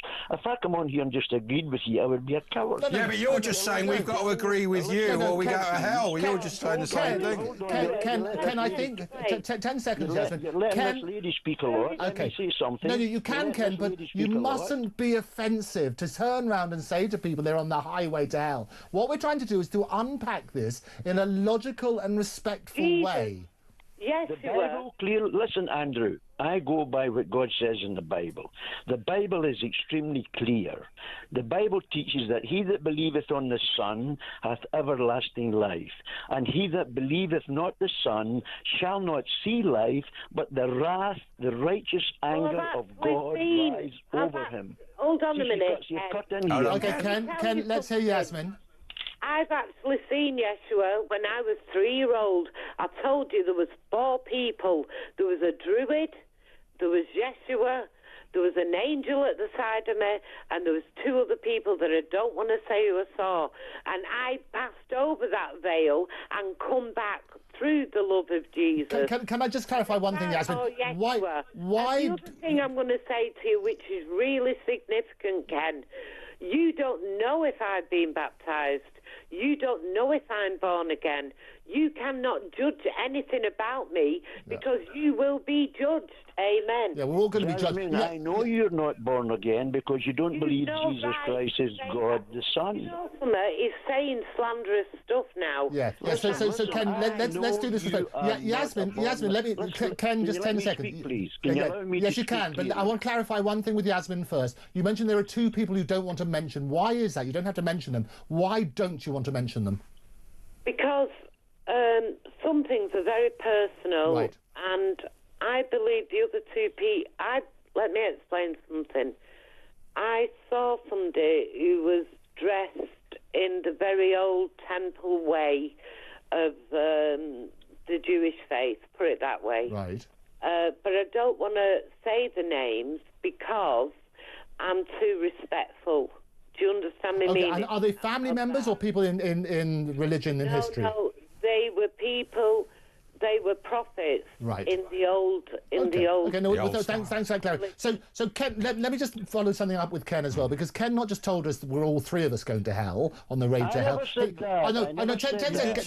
10 seconds. I said you're on the highway. On the highway to hell. Well, it sounds like meatloaf, but go to hell. You're saying things that I didn't say. Okay, no, I don't want to say things you didn't say. I want to say something to everybody. This is very significant. Go on then, Yasmin, and then we let Ken come back. This is the truth.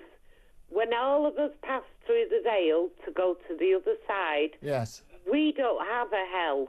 What it is we judge our actions while we're on our earth, and that's what we have to do. I firmly believe, and I've said absolutely, and I've said this a number of times as well, Yasmin, and you make a good point, is that I think it's totally unfair that if people live their life in a really good way and help other people and treat them with respect, when they knock at the pearly gates, they turn around and we do that.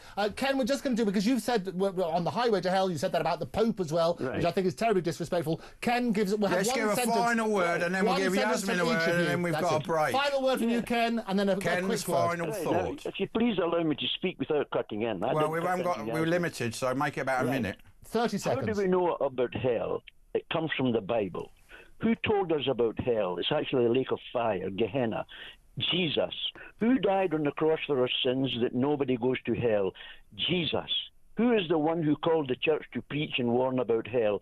Jesus. Now, I know somebody's not born again if they cannot confess that Jesus Christ is Lord, Jesus Christ is God. They are not born again. So, Yasmin, you don't testify of that. Andrew, you don't testify of that. Ash, you don't testify of that, so you're not born again. Ken, I don't think, with all due respect to everybody look, we've got to go. Let's go to Yasmin. You have the right to say that. Yasmin, you've got your 30 seconds. From Yasmin. All I'm going to say to everybody out there in the world is that we've got one planet. Don't judge anybody. Try and be respectful to people's religions or even the beliefs if they have no religion, and just try and do good. Try and keep positive and try and put that positive That's a energy lovely out there. note to end on. Yasmin, Ken, thank you both very much for calling in. This has been Judgmental. We'll do more of that. Judgmental, yeah. Let us know your views as well. 0344 499 1000. The James Wells Show, he's gone home, but we're going to come back with the papers and more calls. Enough of that. Back in 2 minutes.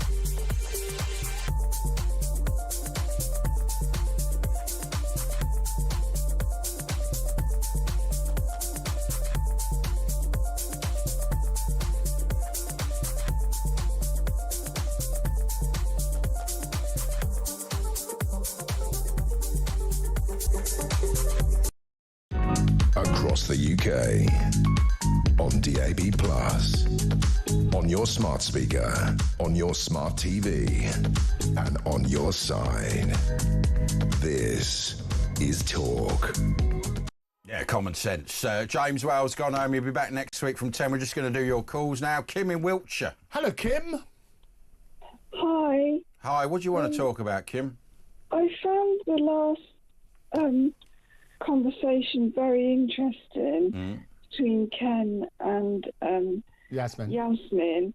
I did just wanted to. I texted in a WhatsApp. I just wanted them to read it out, really. But I wanted to ask Ken what he thought.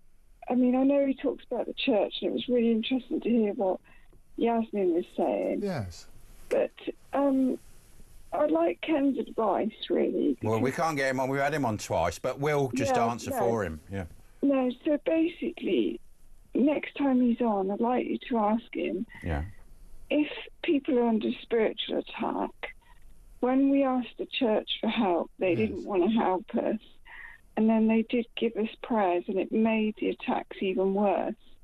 And then we found someone who could help us remotely, and they cleansed the area, and they moved them on. But what I'm trying to say is, Ken needs to realise that the church can't cure everything. Well, Ken actually doesn't like organised church. He says things like that, you know what I mean? He actually believes in just the pure Jesus and the Bible. And you raised some quite worrying things there. I mean, obviously you've had, from your own personal experience, Kim, you've had some attacks, is that how you put it? Evil spirits, sort of possession. Can you elaborate?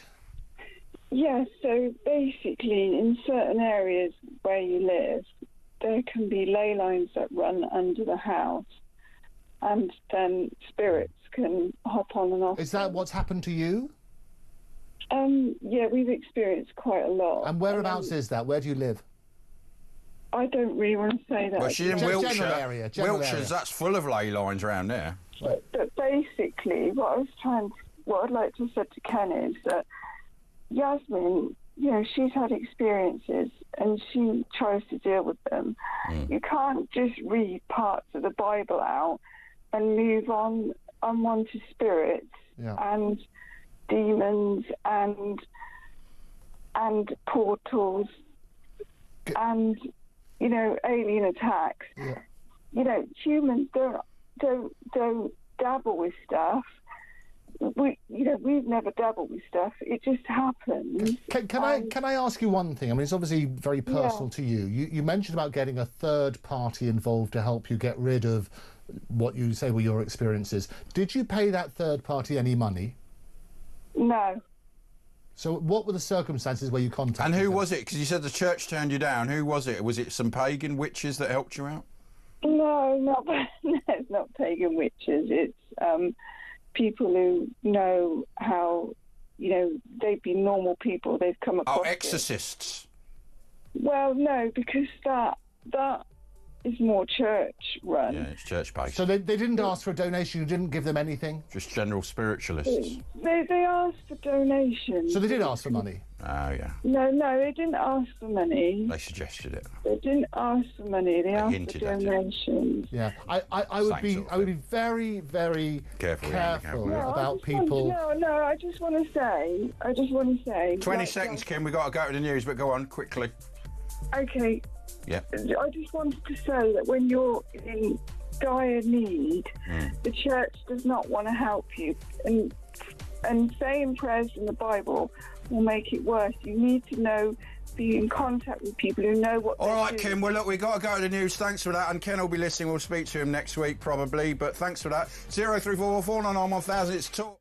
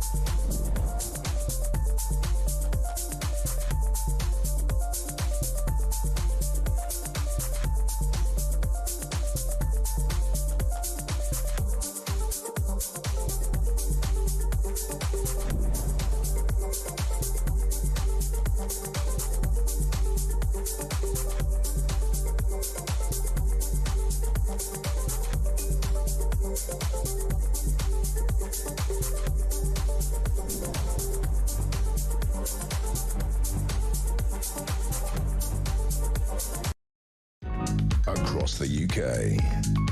On DAB+, on your smart speaker, on your smart TV, and on your side. This is Talk.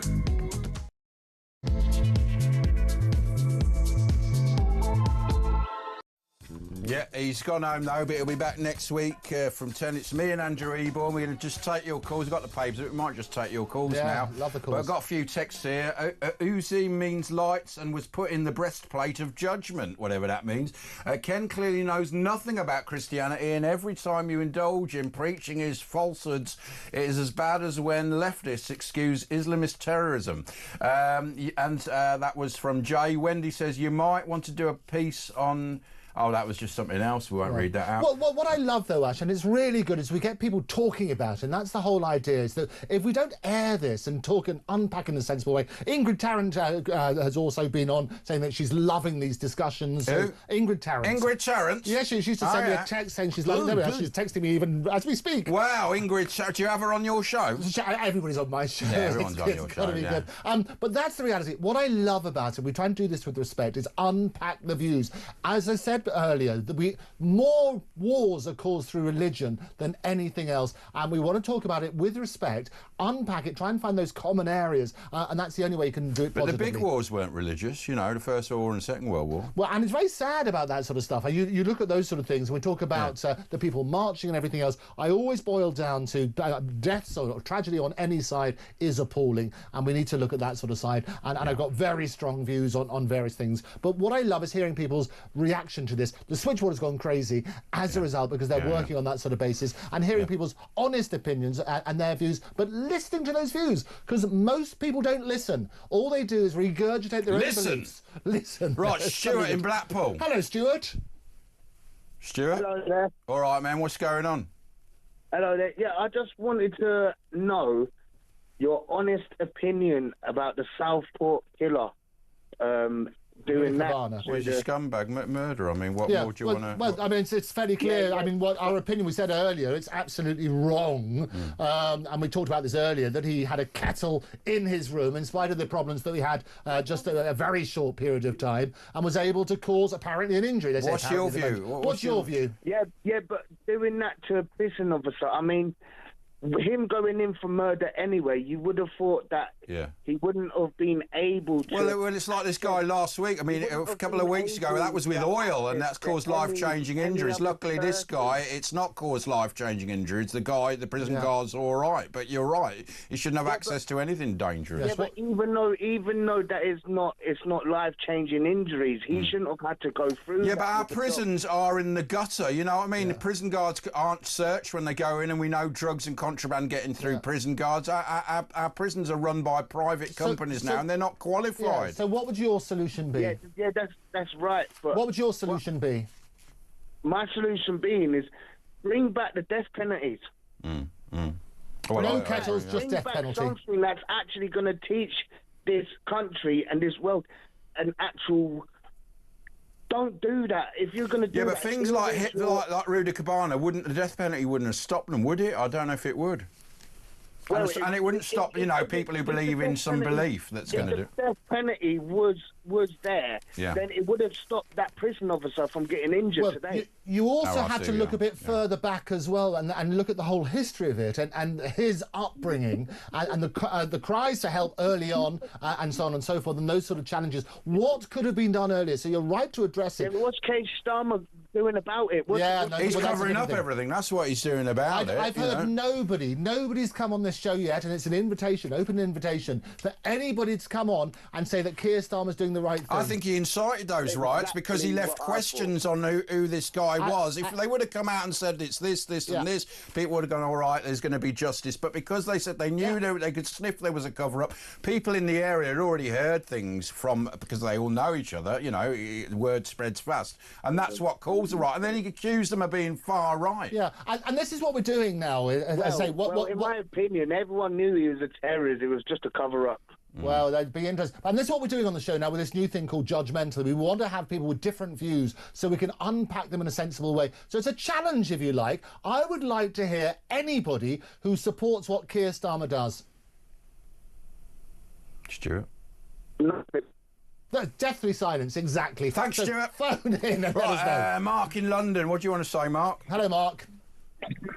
Morning, fellas. Morning. How you doing? Very well. How are you? Yeah. As you know, the day has been and gone.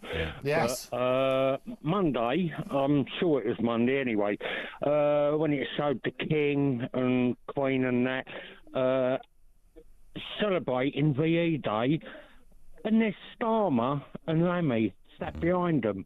And I thought to myself, what the hell are these two doing Well, here? he's the Prime Minister and he's the Foreign Secretary. That's why they're there, Well, isn't it? It is the horrible thing to is- see, but... Yeah, but the thing is, I mean, that everyone was there to celebrate and also remember the war heroes Yes. and the war dead and everything, like, and be proud of your country. You've got to be proud. Are you proud of our country? Well, they fought for freedom of speech and freedom, and Keir Starmer is totally against it, even though he says, I'm very proud of our history. We know he's lying. What I love, and there's wonderful tweets on the internet. We've got Churchill in 1940 say, we shall fight them on the beaches, and 2025 you've got Keir Starmer, we shall welcome them on the beaches and give them 4-star hotels. Yeah, exactly. But I mean, it's just, it's like a kick in the teeth to, like, I know. true British people who are proud of this country. Yes, we've got to be proud. I hope that Reform get in, but the worst thing that's going round at the moment is, if you support Reform, you're a racist. I am not racist. No, and I think we've got to stop bandying that around. We're going to... Well, it's become harmless now because they've used it too much. It's very dangerous because real racists now, they can get away with it. And it's absolutely wrong. And this is what happens when people don't have a sensible argument. They dismiss it by calling names. And we're going to call that out and we're going to continue calling it out. Like Starmer did, though. Our top person in the country called it. I mean, it's the smears coming from the very top, Mark. Right so far is what they are. There comes those who got put away after the Southport riots. I mean, like a mum in her 50s or 60s. A grandmother was put away, a man was put away and killed himself because a lot of these prisoners, we don't know quite what happened, but he hanged himself. A lot of these prisons are run by Islamists, and a lot of these people who were put in prison were basically thrown to the wolves in these prisons. Exactly. I mean, you got someone who turns around and says, well, you know, all right, okay, it's probably wrong, like, that's what I'm going to say on TV, what she said about what to do to mosques. What to do But to is that a reason to give her 3 years? Well, she didn't say anything about mosques. She said, as far as I'm concerned, they can... And she shouldn't have said it, but a fine or something like that. She had a sick daughter. She deleted it within 3 hours. She had a child that died as a fault of the NHS. So she's someone who suffered trauma, and that wasn't taken into account, which is disgusting. Because, of course, when kids are killed, it brought it all back to her, and she's not going to act rationally. And I think you have to absolutely, it does say, does the punishment fit the crime? And I always say justice not just being done, but being seen to be done. And that's the problem. Let me ask you something then. I mentioned about the sycamore tree, and it's all over the news at the moment, every 5 seconds, saying about this terrible thing. It was an awful thing to do. Absolutely awful. What do you think should happen to those two? Honestly, it's a tree that's been growing for hundreds of years. It's a bit of a northern monument. Well, it's a monument. Absolutely, people around the world. Robin Hood, the movie. And it damaged Adrian's wall. It did. Adrian was furious. It's a national World Heritage Site. What would you do to them? You're the judge. What would you do? 5 years. They might get that. Yeah, they might get that. Thanks, Mark. Right, let's go to Hertfordshire. Bob. Good evening, chaps. Hello. I'm just phoning. It was about Ken, really. It's got to. I mean, he is a religious fanatic. He's a religious extremist. He's no different to Hamza or Chowdhury. Yeah, but he's not doing any terrorism. No, but he's not that's a doing big difference. Christian faith any good either. I mean, I don't believe in being born again as a Christian, but I accepted Jesus Christ as my saviour 12 years ago. I don't go to church. I was deeply in trouble, and I said, "Get me out of this," and you got me for life. But he did. Right. Okay. Can you tell us a bit more? What were you doing? Were you a bit of a tearaway? What were the issues? I'm deeply flawed. I'm an ex-musician, session musician. I've had a lifetime of sex and drugs and rock and roll. Believe you me. It was nothing to do with that. 12 years ago, I was diagnosed with stage 4. lung cancer. Right. And they cured the stage 4 cancer, didn't they? No. What happened was I was misdiagnosed. Misdiagnosed. I had private health, the best in Harley Street. Yes. I had the top guy, one of the top 2 guys in the country, and he misdiagnosed me. How did that happen? And how did they break the news that you haven't got it? Did they go, well, you haven't got it, we got it wrong? How did that happen? You know what? Yeah. There is a funny point to this. Yeah. He looked, this consultant, he looked like Frank Skinner. He was his image. You imagine Frank Skinner telling you got stage 4 cancer. It's not, well, I mean, but it's better that way round. So tell us how that you discovered that you didn't have it then. That was I lived with it for 7 weeks. Okay. I mean, I listened to James, and I think James is a legend. He's a wonderful inspiration. Do listen to his podcast. I'd urge that to anybody, whether you've got cancer or not. Tales of the Wales. Tales of the Wales. Phenomenal. Every Saturday it's released a new one. But so what happened? They called you up, they called you in, and they said, we got it wrong or something. Well, how did that work? If you really want to know, Yes. that was the day that I see an angel in the basement of the Princess Grace Hospital in Harley Street. Yeah, it's very close to where I live. I already had my first miracle what do they sort of call thing. it when they take bits of you away? They cut a bit out and Oh, test I see. it. I see. Yeah. So, but let's get this clear. You A were biopsy. But you were wrongly diagnosed. They'd already told me I was going to lose half my lung. Okay. They were just going to give me the second test. Yes. And I had to go and have an MIR scan. Right. And when they put me, because they don't have, when you go private, they don't have a minion do it, they have the consultant do it. Yeah. I was sitting in the corridor waiting to go in. I was in a wheelchair, and there was a lady. She was in a wheelchair. She was just coming out. Right. And she was waiting for her porter to take her up to her room. As he pushed her past me, he stopped the wheelchair. She leant over and she said to me, "Good luck." And I felt like an electric shock go through me. It was incredible. And her eyes. So do you think that you did have it and it was a miracle, or do you think you just misdiagnosed? No, I think I was misdiagnosed. I never felt ill. All the time. It started when I had pneumonia, and I just wasn't getting any better. Right. So I had private health through my wife's firm, Yes. and I called it. Now this guy who we're talking about, this consultant, he was one of the top 2 people in the country. And you know what, Ash? What an arsehole he was. Sorry to swear. He seemed genuinely disappointed that he misdiagnosed me. Well, he would be. He would be disappointed. Well, I mean, it could happen. If you've got pneumonia, you could have scarring on your lungs. Maybe he looked at the scan and he just got it wrong. Which I'd be surprised if he was disappointed, and he's not here to answer. But what is important is that they turned around and said that you didn't have it. You don't. So you're clear now. They Is didn't that go right? along with it. Yeah. Oh, this was 12 years ago. So you're okay now. He sounds. Yeah, well, I'm still here. I mean, look, if I've been diagnosed stage 4 cancer 12 years ago and I'm still here. Yeah. I mean, they do get things. I know a guy and they took him in. He had pain and they took him in. They cut out some of his gut, and the next day when he woke up from the operation, they go, "Sorry, we've got it wrong. It's actually something with your liver, and we can cut." But they'd already taken some of his guts out, and they actually admitted which is awful. So it does happen a lot. And those so let's just clarify this though. At what stage did you realise that it was a misdiagnosis? 7 weeks later. And they told you. I looked the dragon in the mouth for 7 weeks.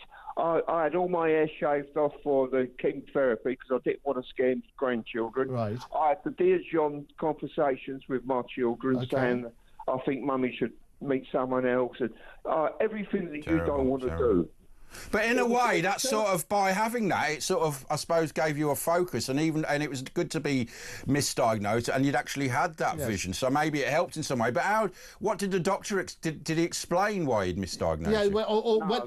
When did you realise? What did they say? I mean, in terms of... Well, he was very dismissive, first of all, because I think he was terrified that I was going to sue him. He was embarrassed as well, obviously, wasn't he? All my friends were saying, "I think you should definitely sue him." But they told you, just to be clear on this, they told you that you don't have stage 4 cancer. Is that right? The consultant said to me, he'd already done my MIR scan, and as they pulled me out the oven, the 2 nurses were cuddling each other. Yes. So I said, "What's going on?" She said, "I think it's good news. I think it's good news." Oh, good. So the consultant came out of the booth. He said, "I'm not going to do the acid biopsy." I was trying to think of. He said, "I'm not going to do the biopsy." I said, "Why?" He said, and he pointed to my area of my lung. He went, "That's not cancer. It's getting smaller." And then he just left. Anyway, thanks, Bob. Let's quickly go to Carl before the break. Carl in Manchester. Hello, all Carl. right, kid. All right, mate. Yeah, just a very quick one. Very quick one. I've actually spoke to you before. I know, yeah, I remember you. Yeah, I lived in Thailand for a long time. But listen, just a very quick one before you go to the break. Just listening to Cardinal Ken and the witch there. To be fair to Ken, I'm non-religious whatsoever. I think he was kind of stating fact, and he kind of got a bit misconstrued. But to Andrew's point about religion and how dangerous it can be, I mean, I think we're all aware of that. Yes. It just kind of makes you think that, if two people can literally get at each other like that. I mean, imagine when you get millions, if not billions. I agree. Right, kerfuffle. It just shows you, doesn't it? That's just a. It's divisive, isn't it? Yeah. It's such a good point, and that's why it's so divisive. What we want to do, we're living in a divided, diseased information age. What we want to do is unpack, try and find that common ground. The world to be a better place. Surely you should just be. If you've got a religion, you should just say, "Look, I'm not going to force anyone else. If you want to believe it, believe it." That's the best way. I actually lived in Thailand for 20 years. And the 90% Buddhists, they don't force it on you. Our respect. Not the Buddhism, I don't know. Respect. Live a good life. If you live a good life, that's got to be helpful for everybody. But Buddhists have a lot of fights out there, don't they? They're always at war. Andrew, I can tell you're a barrister. Absolutely, the way you handle that situation, it absolutely shines through. Well done. Absolutely. It's like being in court. Yeah, you handled it very well, both of you. That's you very really kind. did. Thanks, Carl. Nice one. Look, 03444991000. It's Talk. It's a James Wells show. It's me and Andrew. We'll be back next week. We'll be back with your calls in a minute and a half.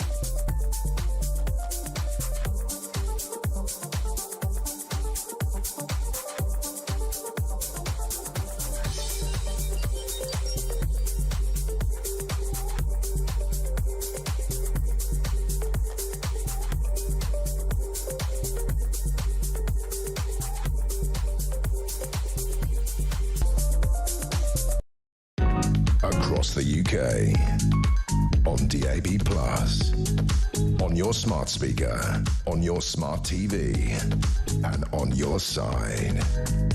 This is Talk. Yeah, it's Talk, the James Wells Show. It's me and Andrew. Well, we'll be back next week. 03444991000. Give us a ring. We'll get you on air. You can leave a voice message on WhatsApp on that same number. If we get any, we'll press play on the Panasonic and listen to them. Got a text here. They better. This is from Angelo. He says there better be a decent afterlife because this one sucks. Good point. Good point. And a question for you, Andrew. As a barrister, why, in your opinion, do so many judges give out such disgracefully pitiful sentences for the most serious crimes? We see a lot of sex offenders walking out. I'll tell you what it is. Paedophiles. It's the sentencing guidelines are set out. So every judge should give exactly the same sentence. And what the guidelines do, they give basically basically a tariff, if you like. You look at the formula and you basically work within that. And so the reason they started televising judgment was to restore the trust in the judiciary. I always say trust comes in on foot and leaves on horseback. Yeah, but they've lost that trust. After the Southport riots, people got put in prison for months. And when people went on the run in Birmingham and they beat up a guy in a pub, nothing happened, so there weren't even arrests. So we got this two-tier system. Well, there's two things, and you're absolutely right about the two-tier system. This is why we call it out, and this is why we want people to call in, who nobody's called in yet. Still the challenge is there. Call in if you're supporting what Keir Starmer says at the moment, because nobody's called in yet. What I would say about the sentencing, though, it is a tariff. That's how it works in the sentencing guidelines. That's what the judges have to follow. And basically it works on if you've got everybody should reach the same decision. So it's a science, not an art. And you basically have this formula, and you have what's called aggravating circumstances, which means you get higher than the normal, and mitigating circumstances, which means you get lower. And that's how it works. Yeah, but that also is two-tier. I mean, these grooming rape gangs, they didn't even put a racial element, which is a much aggravating factor. They didn't put it in any of these. All of these they need to They were look calling them like white this and white that while they were raping them. And yet the court, this is the judge reading that out, and yet there was no racial aggravation in there. Every single one of those, they need to work on that basis, which is why the judiciary is to shine a spotlight. As I say, sunlight is the best disinfectant. We will continue to unpack those. If people have got examples, let's have a look at those. But there is that tariff. Let's talk it through. Let's look at the televised judgments, because lots of these are being televised now, and work out the reasons. Right, a guy called D, or a woman, says, that man who said he was misdiagnosed with cancer, I don't really think he had it, but that the surge he felt go through him as he saw the angel was definitely God and Jesus. Lovely. Right, OK, that's interesting. Let's go to Paul in Southport. Hello, Paul. Good evening. All right, man. What do you want to say? What I want to say is that I live in Southport, and I live very, very close to where the Southport things happened. Yeah. And when Starmer came down... For 19 seconds, yeah. Yeah. Have you got your radio on, Paul? Because it's going to confuse you while you're talking to us. Just turn it down while you're on. But yeah, go on, tell us about when Keir Starmer came down to Southport. Oh, sorry. Is that you, Ash? That's right. Yeah. It happens a lot. Yeah, you're on air. You're on. It's you you're listening to, but there'll be a delay. So tell us what happened. What happened? Keir Starmer came down. What happened? Basically, he stood there, and I was stood 2 people next to him, and there was a man behind me who said, Mr. Starmer, what would you do if that was your daughter's? And I've never met a more cold person. And did he just ignore the man, basically? He was cold. He was only there 19 seconds when he put those flowers down. Yeah, he was cold. And there were family members there. It was disgusting. I mean, you can't have a leader like that. Lots of people there. There was hundreds of us there. There was family members there of the girls that were murdered and the girls that were severely injured. Yeah. And do you know people that went and, you know, on what he called was a riot? It was a protest that got angry. What? Do you know the reasons why? Was it because of the misinformation and the vacuum in information that people were angry about? I think it was the misinformation. Yeah. And tell us what is the feeling in the community now? Rage. Because he went up again, didn't he, secretly? He's been up a few times secretly. Right. Yeah. Well, you've got the reports today, and we've been talking about that earlier, about Ruda Cabana using a boiling kettle to throw that over a guard. What are your views on that? Well, we don't mention that name in this town. No. Well, I understand that. And how is the town coping, moving forward? Well, we're coming up closely soon to the next anniversary, is it? Yeah, 29th of July, 28th of July, sorry. And do you think any government will come up? They'll probably stay away from that, won't they? Oh, they'll probably come up, but it'll be in secret. So do you think Keir Starmer was right to visit Southport? tactic. Yeah, but not in that way, not for 20 seconds and then go off. He went off to a party after that. What should he have done? What should he have done? Yes. Done it properly. Yeah. And what would it, when you say do it properly, what does that mean? Answered people. Spoken to people, were yeah. Talking to him. Support people, yeah. Them. If people ask him a question, Answer them, don't run away, basically. Like that's a it, coward. answer them. Talk to them. Yeah, no, you're right. Thanks, Paul. Let's go to John in Sutton. John. Hello, John. Hi there. All right, I just wanted to call in and sort of like a little bit of a defence for Ken. Yeah. Because Ken's a Christian and he knows what he believes. Yeah. And to be fair, I mean, Jesus said, no man come to the Father but by me. Yep. So Christianity, in a sense, it claims exclusivity. He said, I am the way, the truth, the life. And it goes against the sort of worldly thing of, we're all coming together and we've all got to be positive and we've all got to never say anything negative. Yeah. But that's not negative, it's just the truth. And he said... And I think you're absolutely right to point that out, is that those are the beliefs. And this is the thing, isn't it? People, when they're saying what their beliefs are, that's fine. It's when you... it's an insult. If you're saying everybody's on the highway to hell, do you also believe that? No, I don't think everyone's on the highway to hell, but I do think there is a guarantee of heaven through belief in Jesus Christ. I mean, he said he come to separate the sheep from the goats. Right. So basically you are on a highway to hell unless you believe in Jesus, is what you're saying? Not necessarily, because I do believe there's a mercy seat. When they had the Ark of the Covenant, there was a mercy seat, and it was two angels either side. And it says on Judgment Day, many will say... God will say to them, come, enter the kingdom. Yes. When I was poor, you helped me. When I was thirsty, you gave me water to drink. Now, what that means is basically saying that, he says, what you did for the least of these, you did for me. Yes. But that's to the Christians who are preaching the gospel. Yeah. And you may have helped someone in life that was in God's service, but you didn't know it. Right. So there's like a cooling off period. And I think that's good. And I think what's the difficulty, I mean, you're right to speak out for Ken. It's good that we hear all these different views. Would you share his view, however, on the new Pope? Oh, well, look, listen, as a Christian theologian, everyone knows that in the Bible, Ken's right when it says you don't pray to the dead. And I was a Catholic. I used to pray the litany of the saints. Mm-hmm. And that's all to all the saints. You have a book and you pray all these prayers to the dead saints and to Mary. And it was such a weight off of my mind when I realised I didn't have to do that. There's only one mediator. And it's great to hear that. The quote, and just to be clear on this, the quote that Ken said is the new Pope could be the most dangerous, evil Pope in history. Do you share that view? No, I think there were... Well, it depends. I mean, look.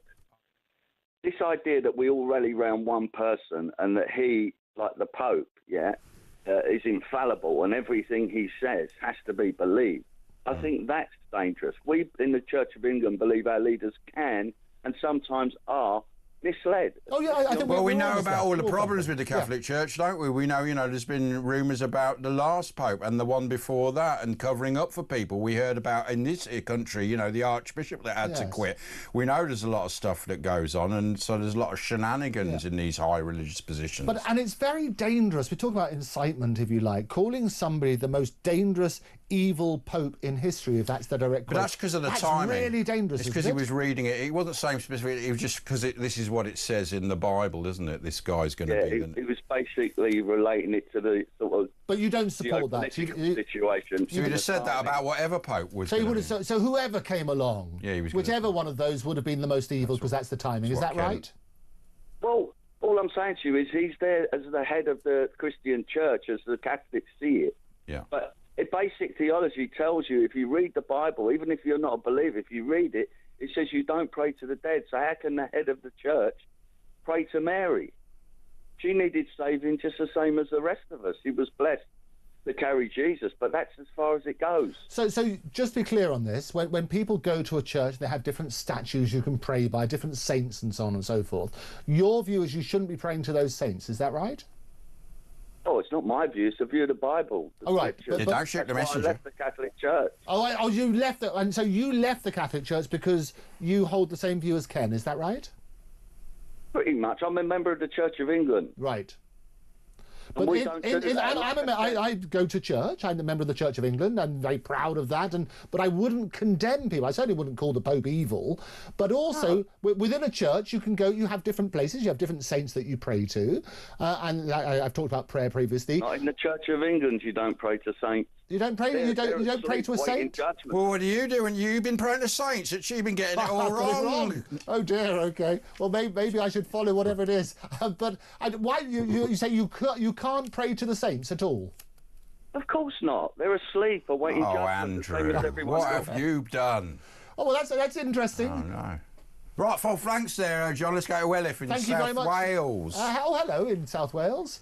Good morning, gentlemen. Good morning to you too. Yeah, what man. a lovely accent. I wonder what your take is on what you've been speaking about with prisons. Yeah. About this, I listened in great detail about your discussion about that. Yeah. What's your take on where's the logic of risk assessment? Yes. And stuff like that taking place in these prisons to ensure instances like scalding or... Well, it's obviously not working very well, is it? I mean, these prisons, they've not got good guards running them. They've got private companies who are letting people in, just writing a letter, can I have a job? They give them a job. They're not even searching people now. They're going, oh, yeah, just go in. And so the prisons are falling apart, and they're being run by the prisoners in some cases. They're allowing them to take drugs. It stinks of marijuana everywhere. Exactly, but you make a really interesting point about risk assessment, because somebody presumably would turn around and say to you, are we going to give Rudy Cabana a kettle with boiling water with the potential that he could use that as a weapon? Is that your point? Well, that's an example, Andrew, but like also what you just mentioned about water with hot water in prisons and that, I don't know if you're aware of this, but they add sugar to the water. Yeah, to make it like napalm. It causes maximum damage. So it sticks to you. Yeah, additionally as well, with regards to what I said about risk assessment, no matter if they're a private company, government run, it should be risk assessment because they are a risk to the public. Yeah, but it was much better run years ago when it was all government positions rather than private companies looking to cut costs. Yeah, so what we should do, you're absolutely right, and what we need to do is get the facts and work out how they make that decision. And it'd be good if somebody does know. Do you know the answer? Well, in regards to risk assessment, what they do. With something like that, Andrew, is using common sense and having people who've been experienced in the past pass on that knowledge to the people that are taking over. And no one that messes up now gets any punishment. You don't get, you don't have to resign. You just carry on. Yeah. There's no accountability. It's the same with the government. There's no accountability. Like, if everything was accountable for and people had to answer for their mistakes, I think this country would be a lot better place. Oh, no, you're absolutely right. And that's why I always say this is the appeal to everybody. Somebody in the process who can explain it to us and justify it, if you like, or say how it can be improved. They should come on the show and talk about it. Anyway, look, we've got to go, Elif. Thanks for that. 03444991000. Give us a ring. It's the James Wells Show. He's gone home. Be back next week from 10. More in a couple of minutes.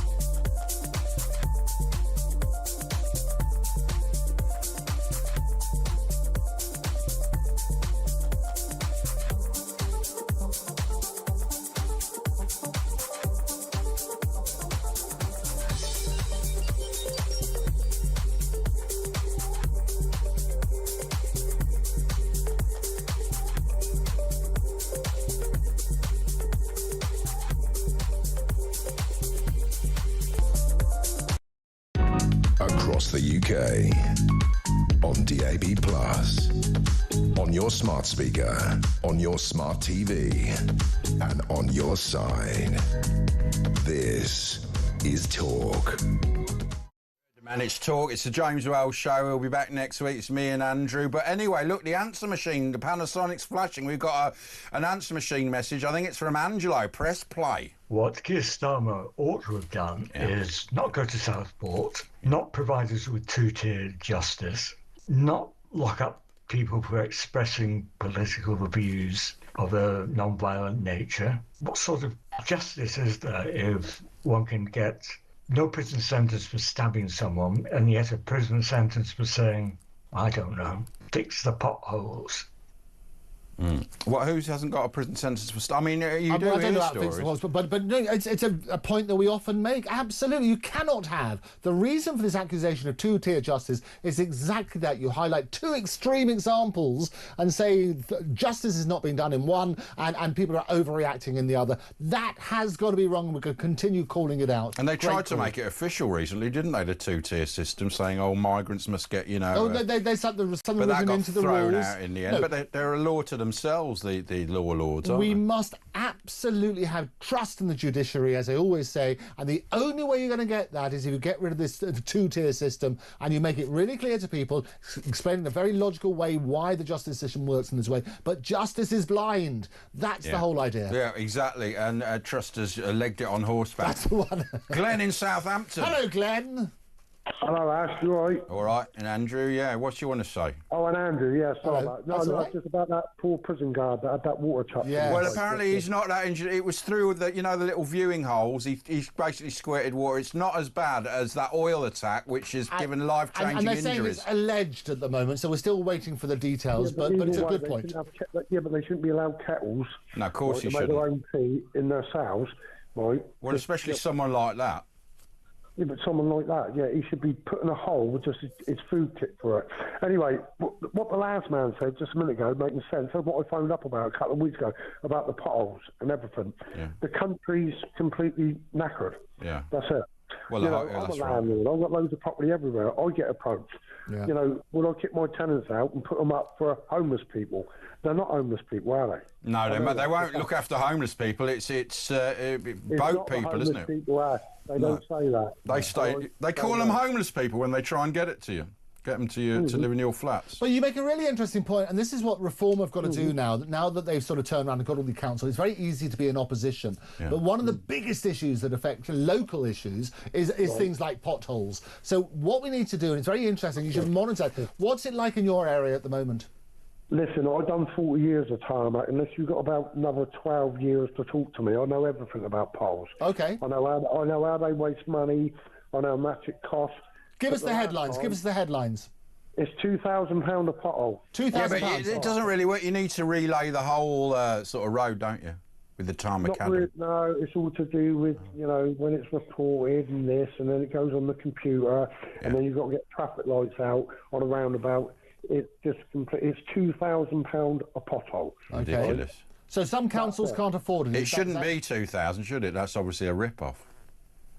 2,000. Well, if my team was sent up a road, they could do a whole road in one day. Okay. Right? Well, so break the 2,000 down. How's that calculated? Right. How's it calculated? Right. So tomorrow morning, if it rains tonight, and you go down a pothole and it's full of water and your wheel's completely knackered, it's going to be more than £2,000. Right. So you phone up Monday morning, you report it. Once the water's disappeared, if there's not a white line round it, you've got to claim. I've noticed they've been putting loads of white lines around all the potholes because then you can't claim. Okay. They've been doing that lately. Right. But that pothole will still stay like it is for about 2 Yeah, but weeks. you won't be able to claim. But anyway, look, your other story is very interesting. You said you've got properties, and you said the council or a company asked you to take in people that were homeless. What council is this? And you said they were lying to you. Which council are you talking about? It wasn't directly from Southampton. It come from an actual estate agent. And the estate agent said we've got homeless people. Well, moving for £1. But I mean, were they going to pay you over the odds? Yes. And all repairs, and was it like a 5-year contract? They do everything. I just said no. Well done. So we always say there was the guy from Tintagel who had this fantastic property who was also offered, actually, it would have amounted to millions with a guaranteed sort of stuff. He also said no because he said there'd be the damage to the community and lots of people would lose their jobs. But you can understand why some hotel owners after Absolutely. COVID, they're going to go bankrupt and suddenly they get this windfall. You can understand why they do it. They were very tempted by the money. Not so much that. It's the areas that I own property in, there's been zero crime for years, all right? And that's it. So, why would I do that to people down there that go to work every day? Why would I? I'm not saying that people that come here, this, that and the other. I wouldn't say, or they can move up my yard with me in a caravan. So they were asking you to evict your tenants who are honest, hard-working British people and move in people who've just come in, basically, on boats or illegal migrants, asylum seekers. They were basically doing that. And this is a pattern across the country, isn't it? Pattern across the country. Yeah, but what they do, they guarantee the rent. So if I was to do it privately, if I want to guarantee the rent, it would be 20% of my rental income. Yes. But the government are prepared to waive all that. Yeah. Right? All it's going to do is going to push the rental market through the roof where young people can't afford it. It's not fair. No, of course it is. So what would you do? It's ridiculous. What would you do? Would you encourage others just to say no? You're fighting the government. How can you? That's just it. But you also, it's the point that Ash made as well, and we talked about this. There's a luxury hotel not far from me. There's a luxury hotel not far from me. Yes. I ain't going to say the names, all right? And one of my friends had a do up there for his sister's birthday. Right. Yeah. The hotel has got newspaper across the windows. The signs have been took down. Right. So it's been now taken over by the government, basically. Yeah. But you can understand. We understand. We talked about the economic value of it, if you like, is that during lockdown they lost an absolute fortune. What's happening? They're being guaranteed 100% occupancy for a long period of time. So from a financial point of view, you can understand why they're doing it. But just like the guy in Tintagel said no. The sort of person that I am, I'm not ruled by money. Good. Principle. Yeah, but you can probably afford it. There's other people who are landlords or hotel owners that can't, and they've got no choice in a way. Well, in a way. If not, they can all come up my yard and live in caravans with me. But there you go. There we go. There's an offer. They'll probably be on the phone to you now. But they can come up whenever they want. But they wouldn't like that. Can we come and stay? It's going to be another night, and I'm going to ring you early. All right, cheers. Thanks, Glenn. Thanks a lot. That was a good call, wasn't it? Yeah. Great call. Alison in Buckinghamshire. Hello, Alison. Hello, good evening. Good evening. Morning. It's morning. Rise and shine. Oh God, sorry. Yeah, it's good. Good morning. What would you like to say? Yeah, I would just like to say about this Southport guy. I'm surprised that he's not been put in a high secure mental health unit. Because I'm telling you now, why would you give someone access? Because I was a mental health nurse for 13 years, and I can tell you now. I mean, we didn't have people like murderers, but we had really bad, mentally ill people. Yeah, but the thing is different. If you're mentally ill, but yet you're doing... He knew he was doing wrong. So if you're a criminal, you might be insane, but you know you're doing wrong. That's the difference between someone who's totally doolally and just doesn't even remember what they've done. People that are like that are unpredictable. Yeah, but they should just not be given kettles and be locked up properly and not have all privileges. So what went wrong? You think that the courts got it wrong and they should have put him in a mental institution. Is that what you're saying? Yeah, well, basically, you risk assess a situation. Right. And in his situation, it's pretty straightforward.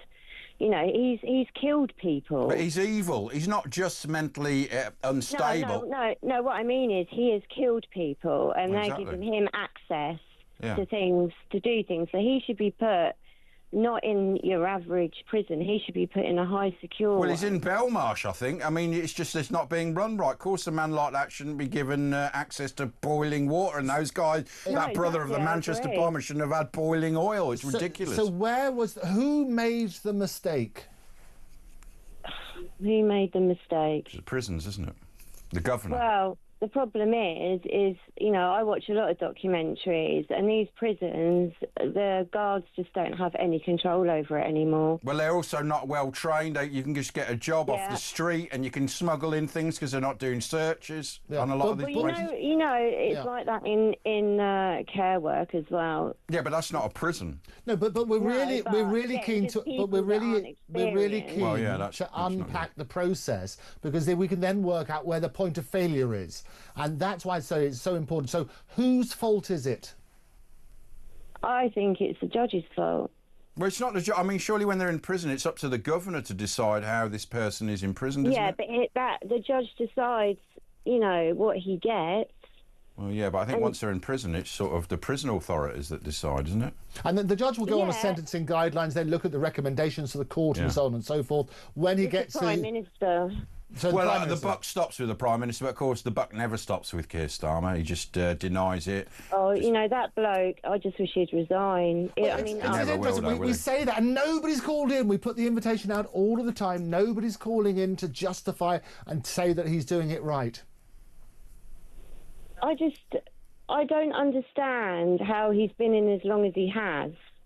Well, I mean, he's been voted in for 5 years. That's just how the system works. And he didn't win it, He says people voted for change. They didn't. They just didn't want the Tories in, and that's how he got in. It was a negative vote seems to be the thing. We just didn't think he'd be as bad as he is. Can't the Cabinet? Yeah, but they're all in on it, aren't they? Well, what we need to do is get clarity, and I think the problem with a lot of people is they don't say exactly what needs to be done. People like to complain. I always say it's easy to be in opposition, but when you're running... So if you were running this, what would you do? I'd put the people first. Exactly. That's what you're supposed to do. I mean, I don't understand... He puts the people last. Yeah, exactly. And I don't understand that he can put billions everywhere else. Yeah. But we pay the price for it. And they moan about a £22 billion hole and then spend tens of billions on everything else. Anyway, thanks, Alison. Thank you. We've got to take a little breaky. 0344 499 1000. The last 10 minutes of the James Wells Show. We'll be back next week from 10. It's me and Andrew Eborn until then, and back in 2 minutes.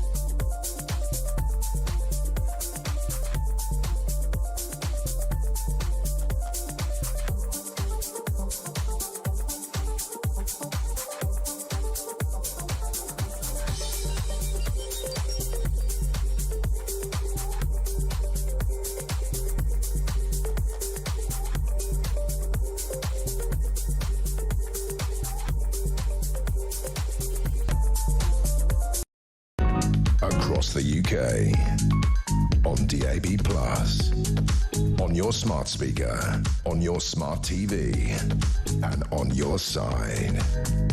This is Talk. Right, let's whip through the papers. It's Talk, the James Wells Show with Ash and Andrew Eborn at the moment. The Daily Telegraph, Navy Chief quits over affair with Junior. We talked about that, like the Sex Pistols frigging in the rigging. Bosses to face court for wrong recycling. Oh, right, that's interesting. Yeah, they're getting tougher and tougher on these sort of things. If you don't put them in the right bins, they're gonna punish you. Yeah, BBC Net Zero row over question time editing. I read about this earlier. Richard Tice was on, and they basically BBC Verify get it all wrong. The BBC edited question time. They edited it after, allegedly making a false claim about net zero. Richard Tice, Reform MP, said the proportion, and Vice Chairman leader, isn't he? Said the proportions of carbon emissions that are man-made made was about 3 or 4%. Host Fiona Bruce said that it was about a third. Tice said that he told the BBC editor the statistics was a mistake, but was told the information had come from BBC Verify, the fact-checkers. The exchange with Bruce was then edited out of the programme, and Richard Tice was proved to be correct, and they've done that. They've got a history of this. Weight loss jabs, a shot in the arm for the economy. Weight loss jabs will be a game-changer for the economy. Wes Streeting said they're just grasping at straws, saying everything's going to cause growth. Well, this is what they're saying. I think it costs a fortune to do these things. The problem with these obesity drugs is that once you come off it... And you have to come off, apparently, after 2 years. Well, I don't know about that, but you're still not told anyone about that? No, the reality is this, is that obviously it's suppressing your appetite. When your appetite comes back, you're going to eat more, aren't you? That seems logical. I'm not a doctor, but that seems logical. No, it's good enough for me. But the reality is this, is that it is having benefits, it's helping people, but it can only be a help if you've got other factors in there as well. And the cartoon from Matt is sort of a man standing in the dock with a squirrel, and he's saying, after the guilty verdict in the Sycamore Gap case, we now have a victim impact statement from a squirrel. There you go. It's very good. Good old Matt. Matt is always very good at doing that. I'd still be interested in people's views about that. Sycamore, absolutely, it's an appalling crime, but it's getting more coverage than some of the other abhorrent Well, it was in crimes. that Robin Hood movie. Leaders fly to Kiev to pile pressure on Putin. He's going to be scared of this. Keir Starmer and European leaders will ramp up pressure on Vladimir Putin. He's going to laugh at that. He can lose 1 million troops like that. That's more than about 10 times all our armies put together. The Prime Minister will be joined by France's Macron, Germany's Merz, and Poland's Donald Tusk in a show of solidarity a day after the Victory Day parade in Moscow. I'm talking about the parade. Look, I see on the Telegraph, they've got... I didn't know Mrs. Galloway. They were Mr. and Mrs. Galloway. And Mrs. Galloway, I've been on his show a few times. Putin's parade. There he is, George Galloway. I love President Putin. You're very good. His indefatigability. Yeah, it's a bit like Ken. Ken and George Galloway, never see him in the same room. England could host Indian Cricket League. Anyway, Daily Express. Weekend, Reform UK surges to 10-point poll lead over Labour as Farage plots a path to power. It looks like it's happening. They're not a protest party anymore. They are the official opposition. Well, it's interesting, isn't it? Because I had Ben Habib on my show who wants to unite the right. That's a really interesting thing. I think at the moment it's fragmented. Yeah, but I mean, the thing is, there's a bit of a problem there with those two, and obviously Rupert Lowe, and there is a Bruigus. Well, we talked about Tommy Robinson earlier, and they always burst the blood vessel in terms of the supporters who turn around. Mentioned Tommy, he's a political prisoner. Absolutely need to address that. There's a dividing line about that sort of stuff. There's issues that need to be resolved, and there are differences. We need to unpack that sensibly. I still believe that unite the right has got to be the right way of doing things. Well, they would have won the election if they'd have agreed to split the rather than fragment it. Absolutely. The FT weekend. The headline for me is it's £5.10. Anyway, let's go. £5.10 for news. Well, it is pink though. Karen in Stirling. Hello, Karen. Hello, who am I speaking to? Ash and Andrew. Oh, hiya, Ash and Andrew. Hello, Karen. Well, all I want to say is, see about this Huda Cabana person. Yes. Yeah. And people like him. If they're anti-rights, they're caught doing that, they should be cast out of this world for doing that to babies. I agree in that case. And if there's I agree, and I think what there should be is a new threshold in law, not beyond reasonable doubt, but 100% proven for the death penalty. In that way, you would never get an innocent person executed. And that's always the argument they put, isn't it? Yeah, but my way, 100% proof, like we know he did it. There's no 100% proof. Lucy Letby wouldn't be executed because there's not 100% proof, whereas, the guy that beheaded Lee... the soldier Lee so you Rigby. would change, just to be clear on this, you would change from beyond reasonable doubt for the death phase of the penalty. Yeah, I would say that's to be. And what would you say? They were caught in the act. They done it, and I mean, there's no doubt about it. Yeah, exactly. In this case, there's literally no doubt. There could never be a doubt that he did it. Killing babies. I know. There should be the death penalty for that. Oh, definitely agree with it. Aye, definitely. Anything else, Karen? How's it going in Stirling? Because we're hearing a lot about Scotland. What's going on up there? Oh, not much at all. Oh, that's all right. Aye. No news is better than bad. Dad just passed away 2 days ago. Sorry? My dad, he just passed away. We're sorry for that. to hear that. There will be lots of people who'll be sympathising. he had a good innings and that, so... What's your favourite memory of him? Pardon? What's your favourite memory of him? Oh, loads of stuff. When I was wee, he always used to take... He was a great cyclist, and Right. he always used to take me on his bike. Well, that's the only means of transport in Scotland, isn't it? So everyone's... I wish that was... Well, you got the horse as well, haven't you? It's nothing but cars everywhere. And that's the thing, is to treasure those memories, isn't it? And I think that's everybody's been through that. And was it unexpected, Karen, or was he was he ill? He was 83, he was in a home, Right. but it was quite quick. Oh, well, that's a blessing. Aye. No, but anyway, but see, these absolute evil people should be cast right out of this world. Yeah, I agree. And then that prison guard wouldn't have been injured, the ones who had life-changing injuries. And also, there's a lot of people come out and murder. You know, there's a lot of murderers that get out and actually murder again. And when they got rid of it, it's rubbish to say the death penalty doesn't stop it, because when they had a moratorium, the death penalty went up, the murder rate went up by 100%. You know, getting your neck stretched is a big off-putting thing to committing murder. Oh, they should be cast right out. And would you stretch? I mean, some countries, if you commit, if you steal, you have your hands chopped off. Would you do that as well? Well, they're only evil people. If they were caught, if they were really evil people, aye. That would stop the people out of co-op that you see running out with the bottles of wine. But that's what they say. So would you then take Ash's test? He's going to say, forget beyond reasonable doubt. You have to be 100% sure. For the death phase. For the death phase. And traditionally, juries never 100%. Yeah. What would you apply the same test?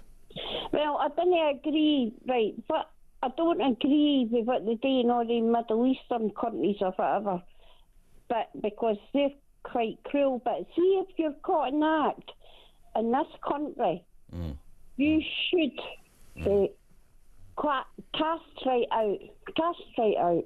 Cash right out of this earth. Thank you. Thanks, Karen. Right, let's do another paper. The Daily Mirror. It's war. Outrage as Brooklyn wife's pal launched deeply unpleasant attack on Beckham's. It's all going to pieces there. He's not talking to Posh and Beck, so they accuse star couple of emotional abuse and toxic behaviour in the family. Is Brooklyn Beckham the new Prince Harold? Well, it's very sad, isn't it? I think families always have difficulties, and it's very sad when you have to play it out in public. And they've done it. I mean, they did this big Netflix series. I was very kindly invited to the premiere.